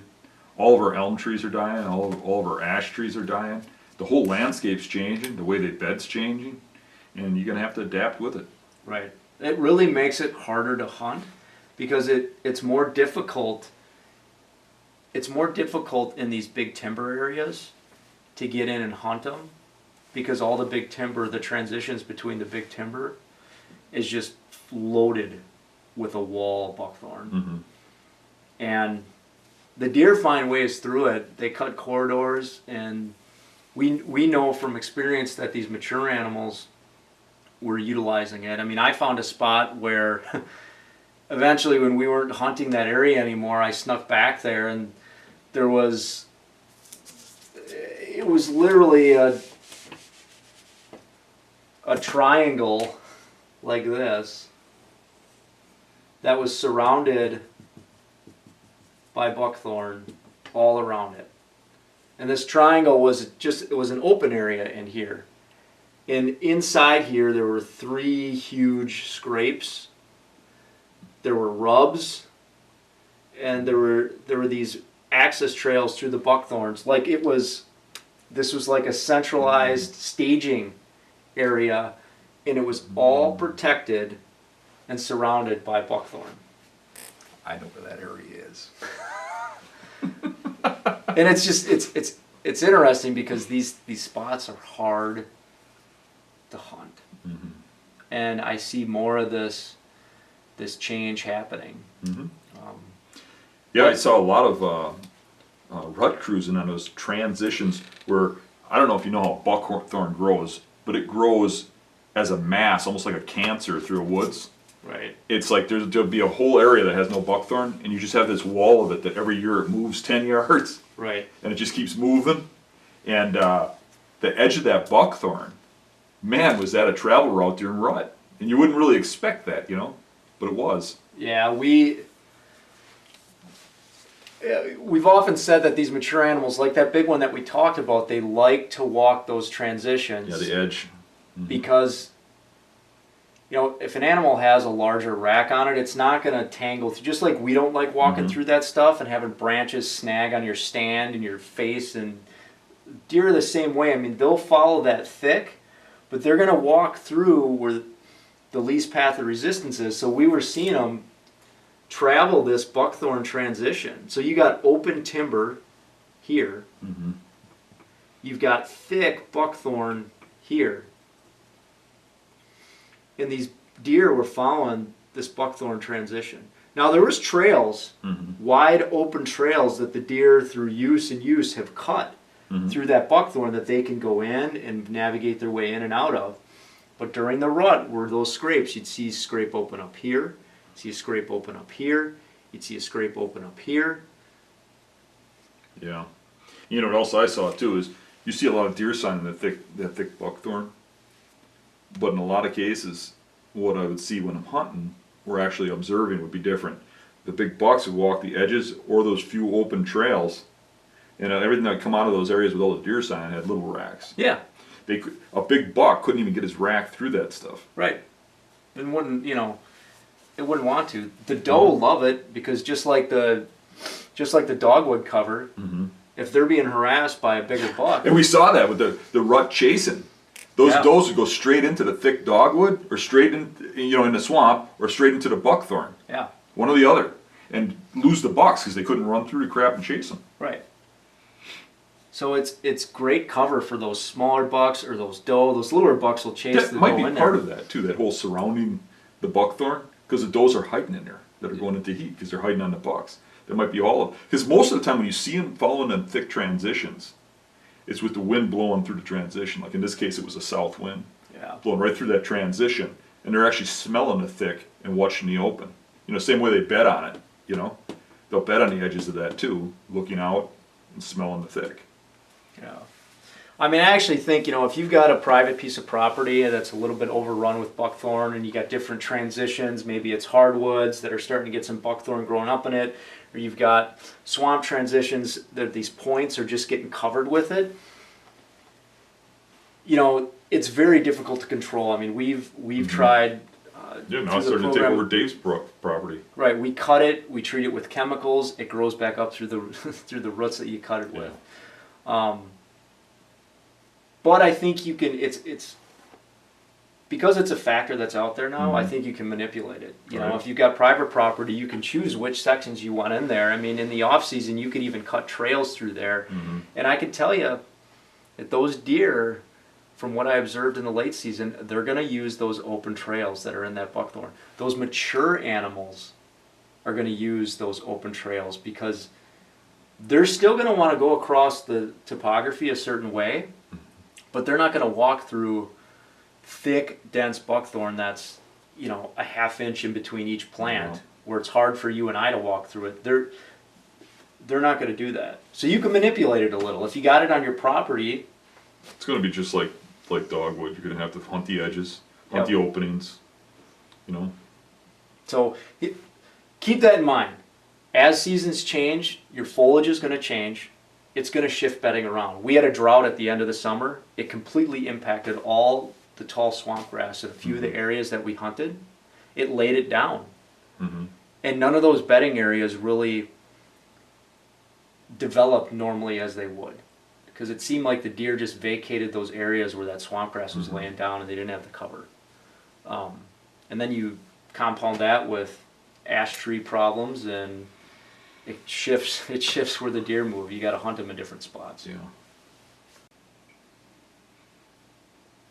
All right, so far we've talked about really a broad overview of our 2017 season, but we covered the importance of that first sit. We've talked about kind of the good, the bad of using trail cameras, stand placement, and how important it is to have your stand placed, and if you're going in mobile, how you go about doing that. Sort of the final thing that the season took Dan and I to is a lot more late season hunting. We've been fortunate enough to be tagged out early on, either in the first week of the season or that late October time period. This season, you and I were both on stand right to the bitter end. Right to the bitter end. Yeah. And we did a lot of cold weather hunts, cold sits. So let's talk about late season patterns. What did you see? I saw what I expected. The deer were isolated. There was certain areas that had all the deer. I got onto some good buck activity and the best hunting of the year, really. I mean, even though I had that good rut and stuff, man, was I on the deer at the end of the season. I was hunting 4 of them by the Conservancy, and that were really good. And it was funny because it was in a spot where you probably heard me whine a little bit, like, oh, I got a bad draw, I got this bad spot. And that turned out to be, I bet you were envying me a little bit. But that, and I had because we got the plots in at Dave's place, I had good buck activity by Dave's place. A lot of the deer we were after by Dave's got killed. There's a lot of heavy pressure around his farm. But there was one that made it, one that I was seeing late season, and that was a pretty good 11 pointer, but 10 frame. And there was that one, and he was, coming into the plots on a pretty consistent basis. And when we get bitter cold, they're moving in daylight. So what I was doing is watching where they're going and waiting for those bitter cold days and the right wind direction. And when I had that, I'd go in for the move. And the trouble with late season is those days are so short. There's no time to scout because you got to work. Yep. It'd be nice to be one of those guys that hunts for a living and be able to take the whole day off and scout and hunt and stuff. But you got to get on those deer. You got to find them, locate them, get on them, and hunt them. And you only got so much time. And it's funny because if you got a week in rut or early season, you think you got all the time in the world. But you feel pressured at the end of the season, don't you? When there's only a week left. Yeah. But I really had a plan for that last Friday. That was my kill day. And the biggest buck I was after wasn't coming through on a regular basis, but he was showing up occasionally in daylight. But the second biggest one was on a real consistent pattern, and that was that Big 10. And I think that thing was pushing near 160. Yeah. And he was coming through on a pretty consistent pattern, but everything was feeding in that area. And I would have about 30 deer around me. And I knew that. So I was kind of looking for that right wind, and I set up right on the hiking trail. For that reason specifically. I mean, most people would have said, I ain't hunting here. It's, open grass and stuff. I'm diving into the dogwood. Well, you'd have blown it. Right. I got in there, got up that tree, and I had deer crossing my scent trail and such, and I had deer get downwind of me. I never had really much of any problem. I had a couple deer notice me. I had one buck, a spike buck, that saw me in the tree, walked over, smelled my steps, kept looking at me, walk over, walk around a little bit, come back a little while later, look at me, and he didn't see me as a threat. But anyways, I had all these deer around me that day. And it started getting later and later, and it got to almost closing time, and I thought, he's not coming. This is it. And I had about 110-inch buck in front of me off to the side a little bit, moving around in some dogwood. And I still wasn't taking that end of the season or not. But it got right down to the end, and I heard something behind me kind of clicking. And there was a little chasing going on, even that late in the season. Yeah. There's a couple doe fawns getting chased around by bucks. and I looked behind me. I had to move real slow because there isn't a leaf on a tree. Right. I mean, you stick out like a sore thumb. That's why deer were noticing me. I did stick myself in against a cedar tree. I picked an oak tree that still had leaves on it. You know, oaks hold real late. Yeah. And got stuck in there where I had a little cover. But you still stick out like a sore thumb. There's no leaves on those trees. Right. So I hear some clicking, so I look real slow and I move my head and my eyes. And I look behind me and I see 2 deer on the other side of the cedar tree. And they're only 15 yards from me. And they got their heads together and they're going at it, but it's getting late. It's real close to closing time. But I can tell right away that their body size is bigger than most of the deer around me. But I'm thinking, they're sparring, they're probably not big bucks. And the one kind of breaks free and chases the other one a little bit and then starts walking underneath me. When he goes underneath me, I can see it's that Big Ten.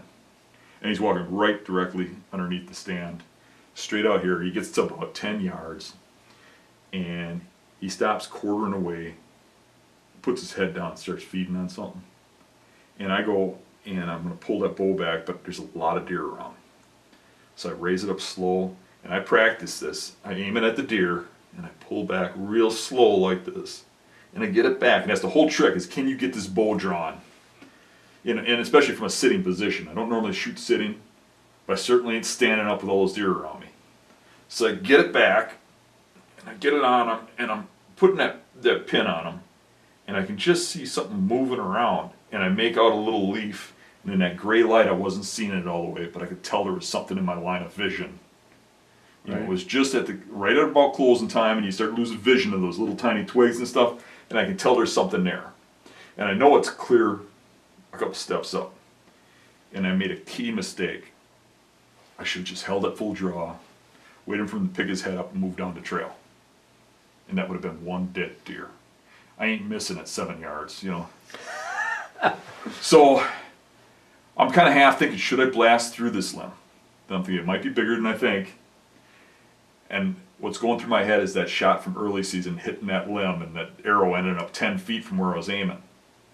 No, I know what I'll do. I'll try and just rise up. All I got to move up is 12 inches and I can shoot over this limb. And he's not looking my way. And I did this number here with that bow at full draw. And as soon as I moved, something over here spooked, and the whole place went on a stampede. And I was just starting to shoot, and the arrow went off. And luckily I didn't hit the deer. I hit the dirt when he took off, but the whole thing was blown. I just looked around and I started laughing. I was out there, I mean, because what you're not getting out of this is, man, it was like 8 below or something. Yeah. I had icicles hanging on my face, snotsicles. Right. I was so freaking cold. And you know what? I like that deer. I was kind of half rooting for him. It was and you look at that and how it unfolded. And I took one more hunt and I went after the one by Dave's, and he didn't show up, but the last day of the season, I had 4 bucks come under me right before closing. I could have took any one of them. And I decided to just end the season with nothing. And I wouldn't change one thing in that season. The only thing I would change is the deer I wounded. That one bothered me a little bit. The one I shot at Dave's out of the preset stand, that one bothered me a bit. But the rest of it, I wouldn't change one thing. I am perfectly happy going through the season and coming out without a deer. It wasn't a hard season. It was a great season. It was a blast. I hunted hard from the beginning to the end, and I'm not really in it for the kills anymore. I'm in it for the hunt. The hunting is the part that I love. It's the chase. It's the thrill. And I got to do that all season long. I was already thinking in early season, man, this is going to end soon. What am I going to do? Maybe I can go to, North Dakota. Maybe I can go out to, I've never been in Nebraska. Maybe I'll try hunting in Nebraska. Yeah. That's the stuff that was going through my head. And it's kind of funny how you get a little ahead of yourself. You start feeling a little cocky, like, yeah, I'm going to kill one pretty quick here. And as soon as you start making plans and stuff, somebody slaps you back down to size and says, oh yeah? We'll see if you even get a deer. Right. But for me, it was a great season. And I'm okay with not getting a deer. As long as it don't happen next year. Yeah. I think when that month of December hit, I was out of town for work in November. A funny thing about that, I think Dan and I mentioned earlier in the year, I said, yeah, I got to go out of town is it late November for work for a week. He's like, well, isn't that going to be funny if you haven't knocked one down yet and you got to go fly out of town? I honestly, I thought to myself the same thing. Well, we've had such good fortune in early season. You know, I was thinking, though, just not to interrupt you too much, but just one thing. What I was thinking is, Mario's going out of town. I'm hunting all the spots. Yeah. So you start thinking that, like, oh, it's going to be, I'll have this wrapped up and locked down. But I would parallel a lot with what Dan said. It forced you to get out and test, why you do it. Is it for just the kill, or is it for the challenge of getting after these bucks? I had the same thing in December. As the deer started to herd up and they started focusing in concentrated areas where they were traveling from bedding to a food source, I saw more deer on the sits that I had in December than I had the entire rest of the season. There's clearly the best time of the season. Right. It showed me how these deer were moving through areas that I would hunt in the early or mid-season, but the foliage was up, and there were spots in that cover where I knew they were probably traveling a certain way, but I wasn't for sure. And now, once the snow was on, and I could track, and I could see them on stand, how they were moving, it opened my eyes to some other, again, overlooked spots that I'm going to look to hunt in the early and mid-season next year. I had the first sit that I had in December, I saw 11 deer, and again, about your first sit. I hadn't been back into this area in a while. Sit, 11 or 12 deer I saw. I had a buck grunting and chasing doe in that first week of December, which, I know people a lot of talk about the late rut and what activity is going on. It was cool to see. Multiple doe I had come underneath me. I think I saw the same 5-pointer and 4-pointer a dozen different times throughout December. I had probably 110-inch 8-pointer come underneath me. Tell me this too, you get the most consistent patterns. You see the same deer over and over again. You don't see that as much early season. Right. And as I started to move around, there's some of the properties I hunt, there's adjacent farm fields, adjacent cornfields that are cut corn, some still had scraps. I noticed that deer that were sometimes a half mile away, they were all moving in a pattern to get towards where those crop fields were, going from bedding to a food source. Now, it didn't work out. I had a couple nice bucks, a really nice 8, and another 10 that were on camera.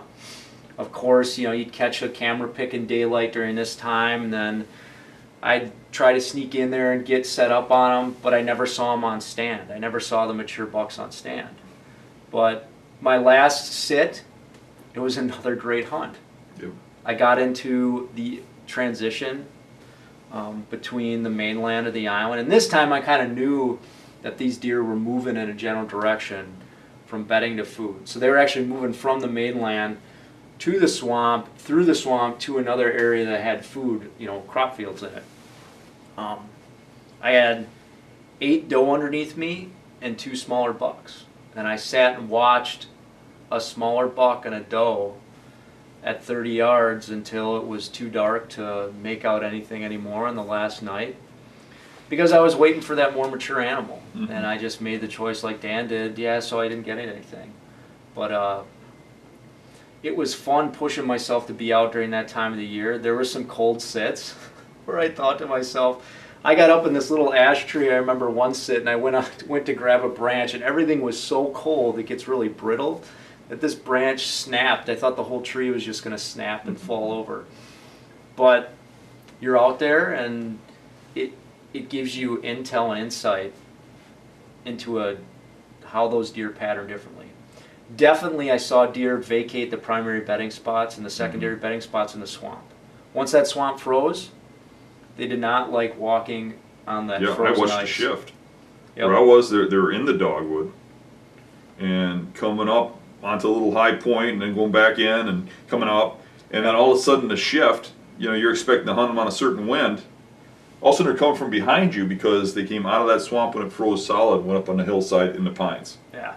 There was one morning when it was, I don't know, it was with the wind chill, it was about 15 below, so I decided to do, we just had a fresh snowfall, so I wanted to get out there and just walk the area to get eyes on tracks going into bedding, and just lay out a plan of how I was going to hunt this place for the next few days. And that, I had a little 4-pointer. Just in the middle of the morning, he crossed past me, but I was able to walk this whole section and really take a look at how the deer were utilizing the bedding. And that swamp bedding that was holding water in the mid and early season was vacated. You know, a couple reasons. Everything was laid down in there with the snow, and the trails that were in there that were holding water had ice. And the hoof prints that I did see in there, they were slipping on there. And if you look at it from the standpoint of a deer versus a predator, the coyotes can run over the top of that stuff, and there's a pretty healthy population of coyotes in a few of these areas we hunt. And the deer are just vacating those spots. But what I did see is those groves of buckthorn and those areas on the high ground where they had protection from the wind, or they were in close proximity to other food sources. They would bed in those areas. I found lots of beds that were inside of those buckthorn groves. You know, sumac will hold leaves and berries. Those deer will feed on sumac later, and there's a couple specific spots that had in the areas that we hunt that had sumac in it. And I found that those deer were bedding closer to that because it was a food source. But the open timber, if you didn't have food, you just didn't see deer in the late season by those. Yeah, it could be a desert. It was It's like feast or famine. You're either Yeah. in the deer or you're not.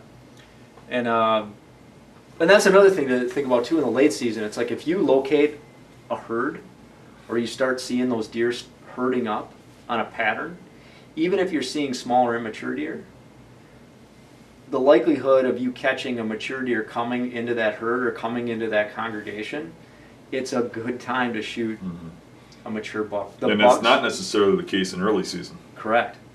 The bucks are worn down from the rut. They need to replenish, you know, for those harsh times during the winter and get their strength back up. So they are slaves to their gut.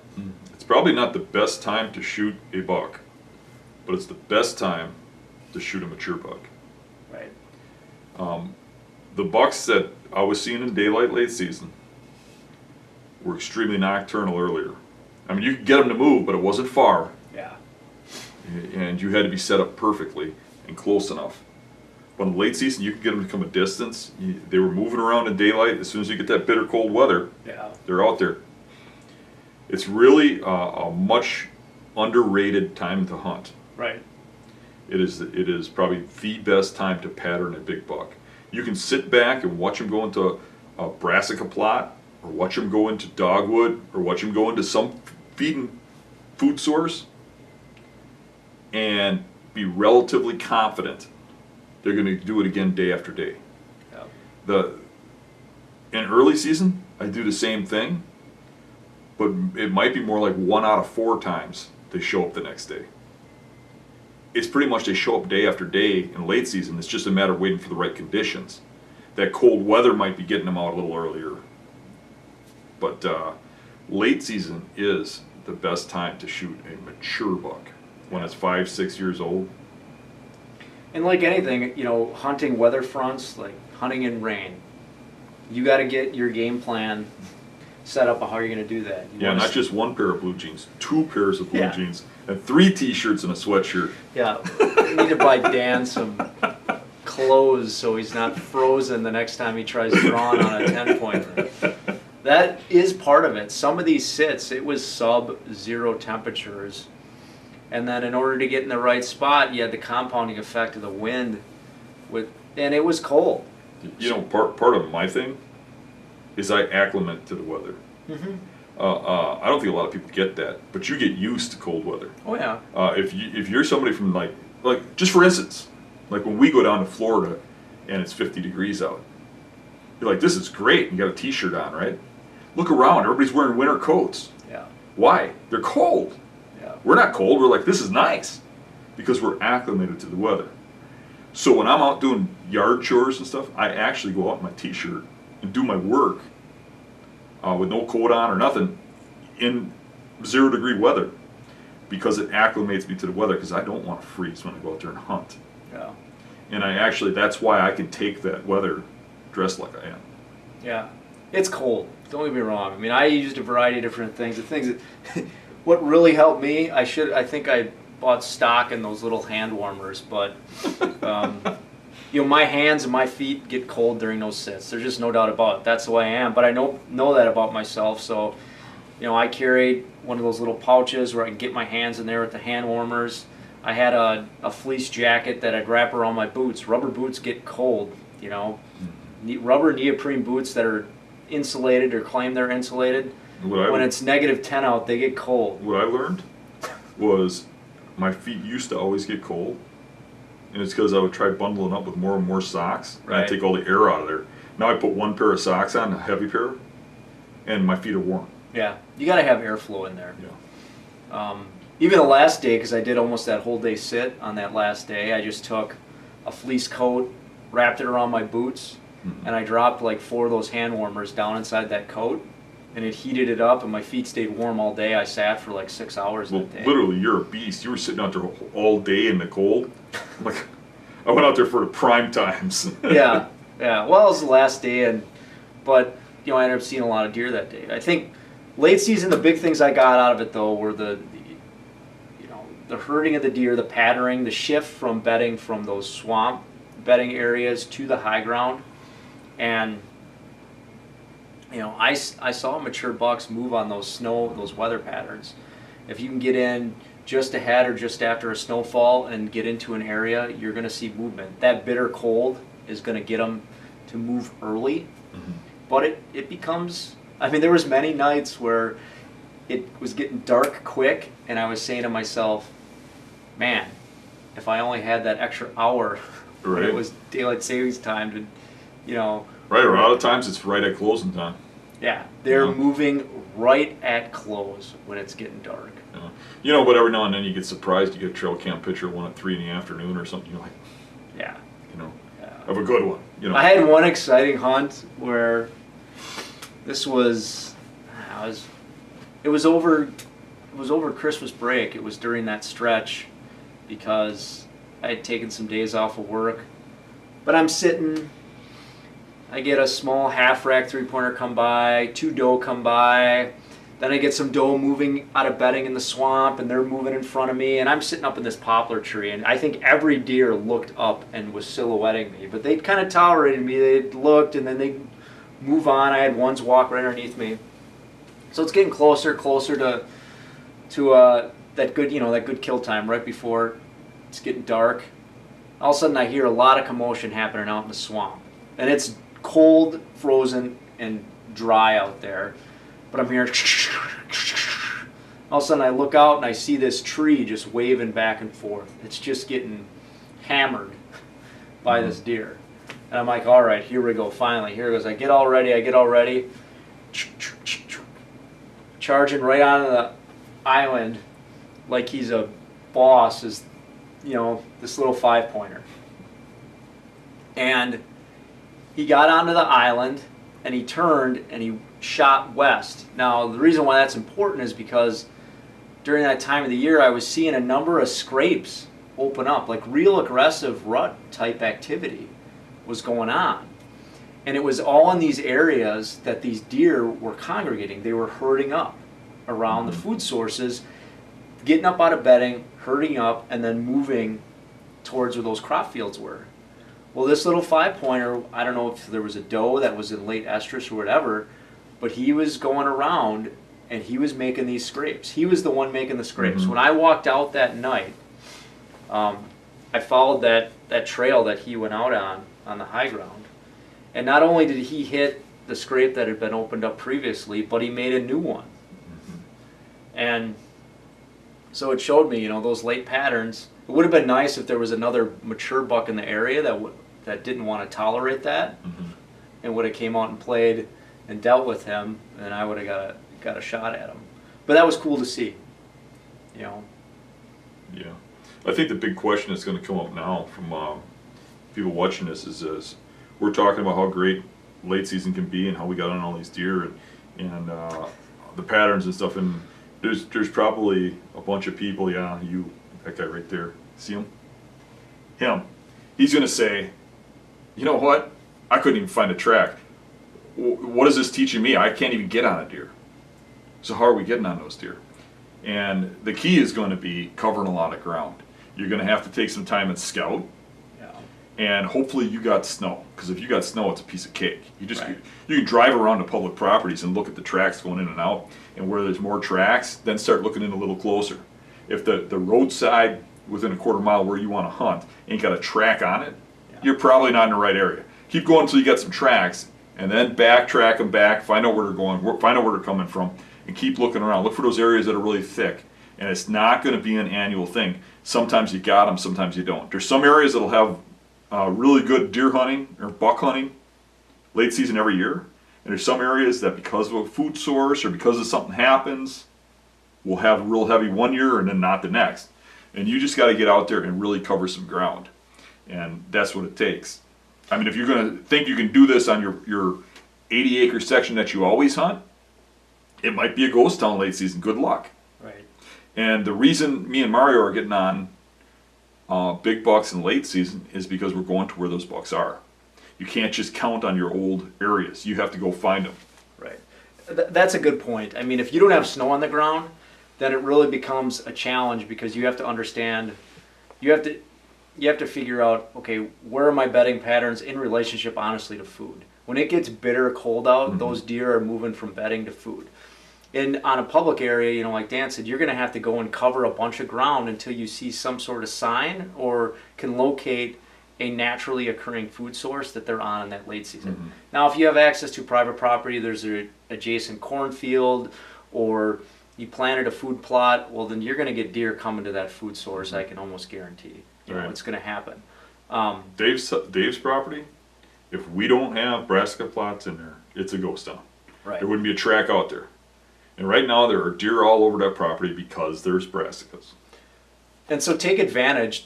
Don't understate the fact that you see a lot of deer tracks and a lot of heavy trails in an area during late season.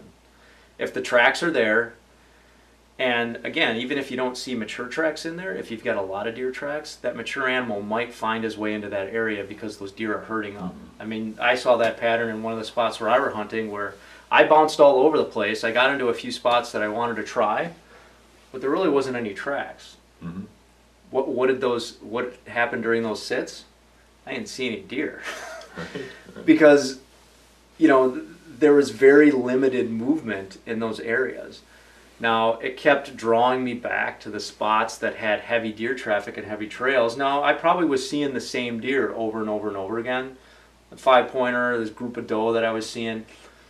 But that's where the deer were congregating, because they wanted to be in that area because it was close to food. So having snow on the ground is a huge advantage. If you get a fresh snowfall and you still got a tag in late season and you can get out and scout, get out there on the day after that snowfall and just look, see where stuff went.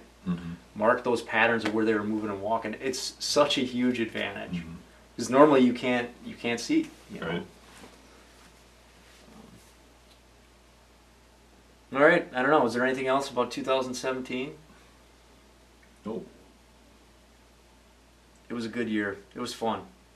Yeah, I had a blast. I mean, in my younger days, I might have got angry or something, that you don't get a deer or something. But I'm to a point now where I enjoy it. I enjoy the hunt and I enjoy the chase, and it was just a good season all the way around. I think the last time I didn't shoot a buck big enough to be worthy of hanging on a wall was 2006, and the time before that was probably about 1986 or 87, somewhere in that range. Yeah, I mean, I'm used to killing deer every year, but I really enjoyed having a full season of hunting. I really enjoyed getting out in the late season, and I just think it was a good time. It's a blast all the way around. That's interesting. When had land in my family and I'd hunt that on a pretty consistent basis. I think when you make the decision that you want to go after a more mature animal or you want to shoot a certain age class buck, that's a personal decision that you have to make. I had opportunities on smaller bucks. I chose to pass them. Mm-hmm. And I think it's human. Like, you set a goal on anything and you want to try to achieve that goal during your season. It's normal to feel a little bit frustrated or but I think you have to look at this stuff as, okay, the season's now done. There were times during the season when I told Dan, I just want to be done. I'm like, the next thing that comes by, if that 5-pointer comes by, I just want to shoot him and be done. You had a lot more challenges than I had, because you had a family member die, and you had to be there for that person, and I mean, that really screwed up your hunt right in the middle of the prime time. And then even when you can get out, you got your mind on hunting. Right. And that's tough. I mean, but hunting is like that. There's all kinds of things that go on, all kinds of things that happen. You talk about goals. I was just thinking about this the other day, how my goals fluctuated. I went into the season thinking, you know what, I should just hold out for something like 160 or better. And I kind of went in there thinking, maybe I should just let some good bucks, some of these good bucks that are going to come out right away, slide past me. Yeah. And no bucks were coming out sliding past me. And no good ones. Yeah. They're all little rag racks. And then when we get into rut, my goals started shifting, and I started thinking, you know what? 125 and better, it's going down, and I'm going to Nebraska or North Dakota or whatever. There's too much of this stuff running around. I'm not seeing big stuff. And then all of a sudden that big buck shows up. Right. In that peninsula. And then all of a sudden it's like, okay, I'm going to let those go past. And now I'm letting deer go past me that I was shooting at 2 weeks ago. Right. And and then we don't get that deer, and I start thinking, going back to the whole, maybe I'll just shoot 125 and I get late season in Nebraska. And then all of a sudden, I ain't got really much of anything to hunt. And I'm kind of like, I get stuck in this bad area. I draw a unit in a conservancy that ain't really that great in my eyes. And I throw up a camera thinking, well, maybe there's something nice around. There's a scrape here, some rubs and stuff. And I check the camera, and there's an 8-pointer about like this, and 100 inches. I'm not shooting them. That's the only buck that's visiting that scrape. And I'm like, I'm done here. And what happens is I would have shot the first 125 to walk past at that point. And my brother comes to do some work for me, and he tells me about somebody in his family. He's up from the UP, and they ain't got a lot of money up there.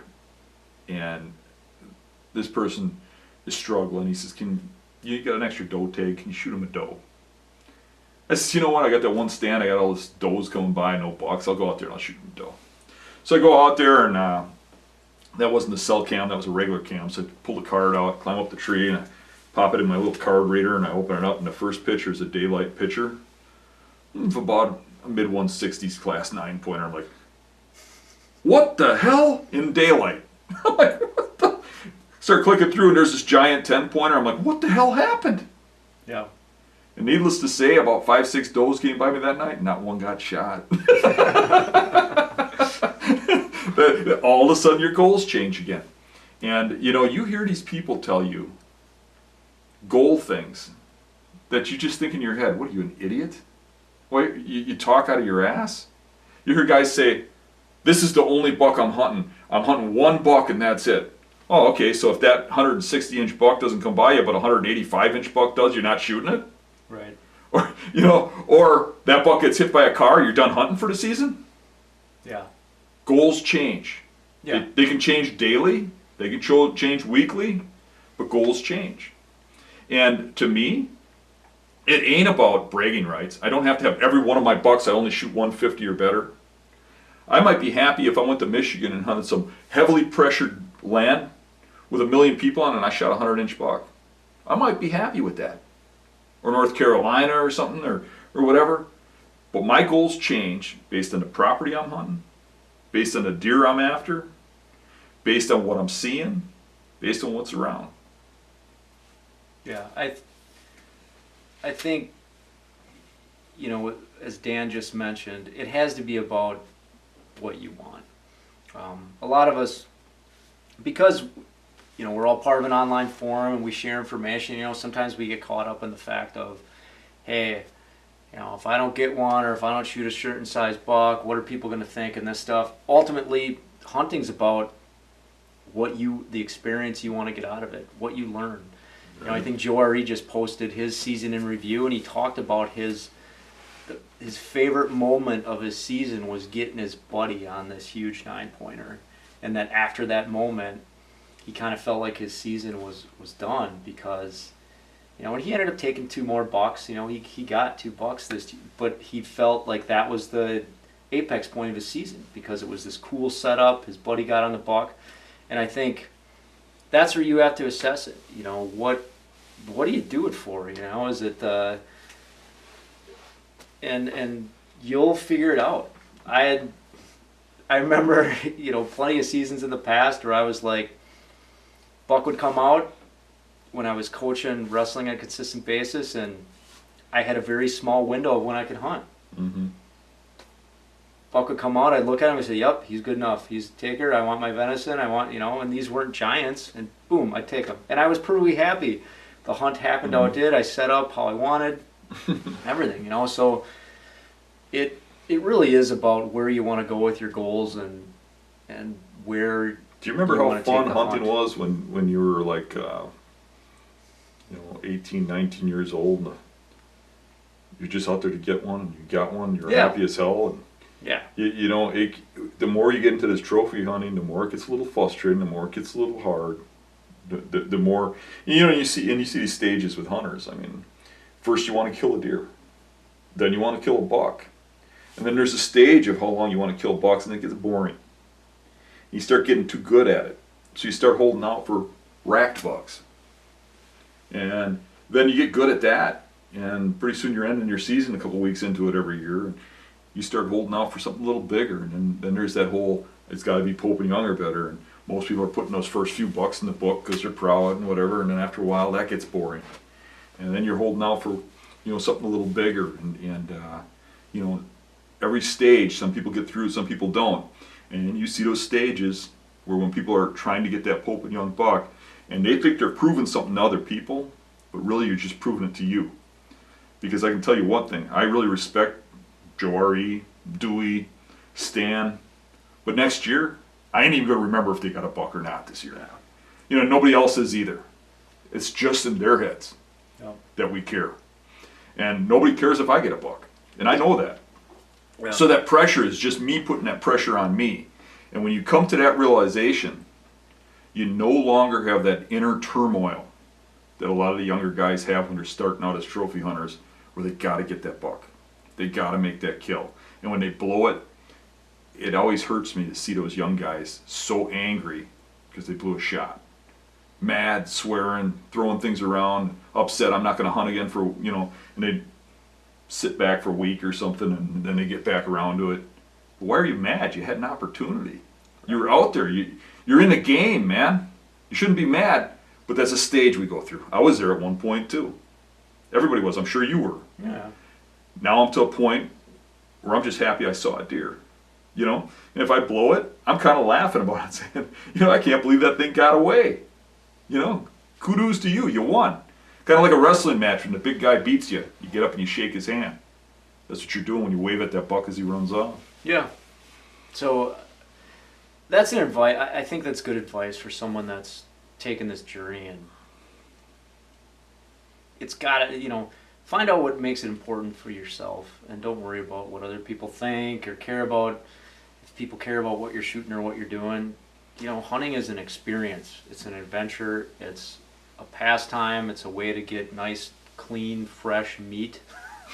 And, it is.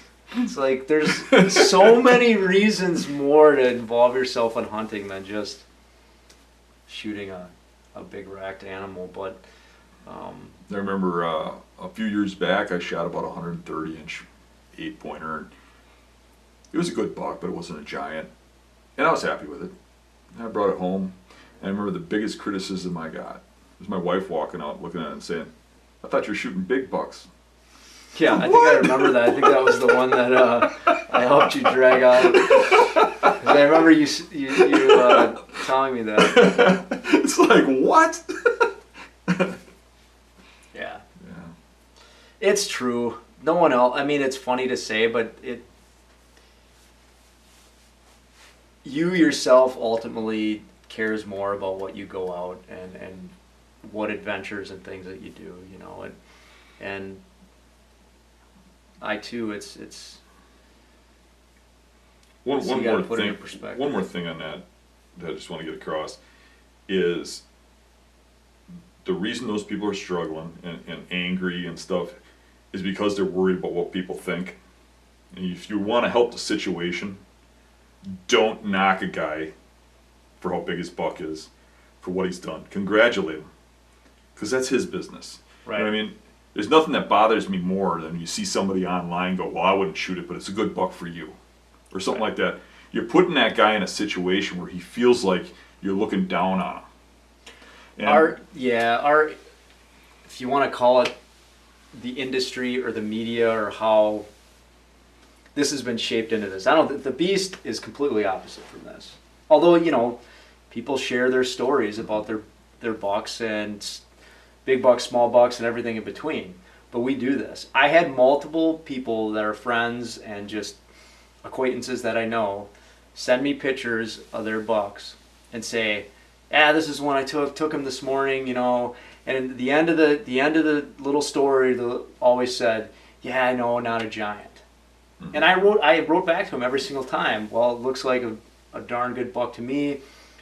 Were you excited about the hunt? Did you have Mm-hmm. fun? Congratulations, etc., etc. Because I think the nature of what hunting has become a little puts pressure on people, or they feel that pressure that if they don't shoot, you know, what is this giant, or what they're seeing on the internet or on TV, that they're somehow not gotta remember, experiencing the same thing. And I don't think that's true. it's not a competition. Right. You know, if it was, the guy with the most money wins. Yeah. It really is. Because the people who are shooting the giant bucks are buying them. Yeah. And if you think you're not buying them, even I'm buying them. I really am. It's just a matter of how much you're spending. Yeah. Because I'm spending way more than I'd be spending on meat. In my gasoline running around, certain equipment I got. You can't say I don't have an advantage if I'm using a certain type of stand over somebody else's clinky piece of crap. Everything that gives you an advantage if you lease a piece of property. Now you got an advantage over somebody public. If you own a piece of property. You know, and people want to look down at somebody for owning a square mile. You know, like say Andre, he's got that square mile land, and he leases everything around it, and you can walk out there any day and shoot a big buck. And that ain't reality to me and you, Right. but it's still reality. It's a matter of what he's willing to put into it and what he wants to get out of it. Right. And every one of us, to some degree, buys our deer. Yeah. You know, and you can't really look down on somebody else because it's not apples to apples. I mean, we've got guys on the forum, one guy in a wheelchair, one guy that's got Lyme's disease, can hardly walk, and those guys struggle and drag themselves out in these swamps, and in some cases risk their life to get out into an area to hunt, and they shoot an 8-pointer or something. I don't ever want to see somebody look down on that. That is an incredible accomplishment for them to do that. Right. I'm very lucky and fortunate that I'm in the health I am, have the job I have, that I've got money coming in, that I can do the things that I do, and go out there and pursue these deer. And just because I want to do it on public land and compare myself to everybody else doesn't mean that's the way it's got to be. Number one, you just worry about you, every one of us. And you know, not only should you not put somebody down, you should never tolerate somebody else doing it. Set them straight. You see somebody put somebody down for a deer that they shot, or knocking them, knock them one. Yeah. Yeah, I agree. Well, I think we've talked that topic enough. Yeah, I kind of rattle on sometimes. Yeah. At least that's what Mario tells me. So that really concludes Dan and myself, our 2017 season. I think we're excited for what 2018 has in store. Yeah, I think there's a couple big ones that made it through this year. They're going to be around next year. definitely. There's always going to be a big deer out there. That's the one thing I realized. There's always going to be one out there that you're going to want. chase. So you just got to put it in perspective, have fun with it, you know. Yeah. So, all right. Thanks for tuning in for the season in review. Again, if you got any questions or anything, just post them on the forum. Talk to you guys later.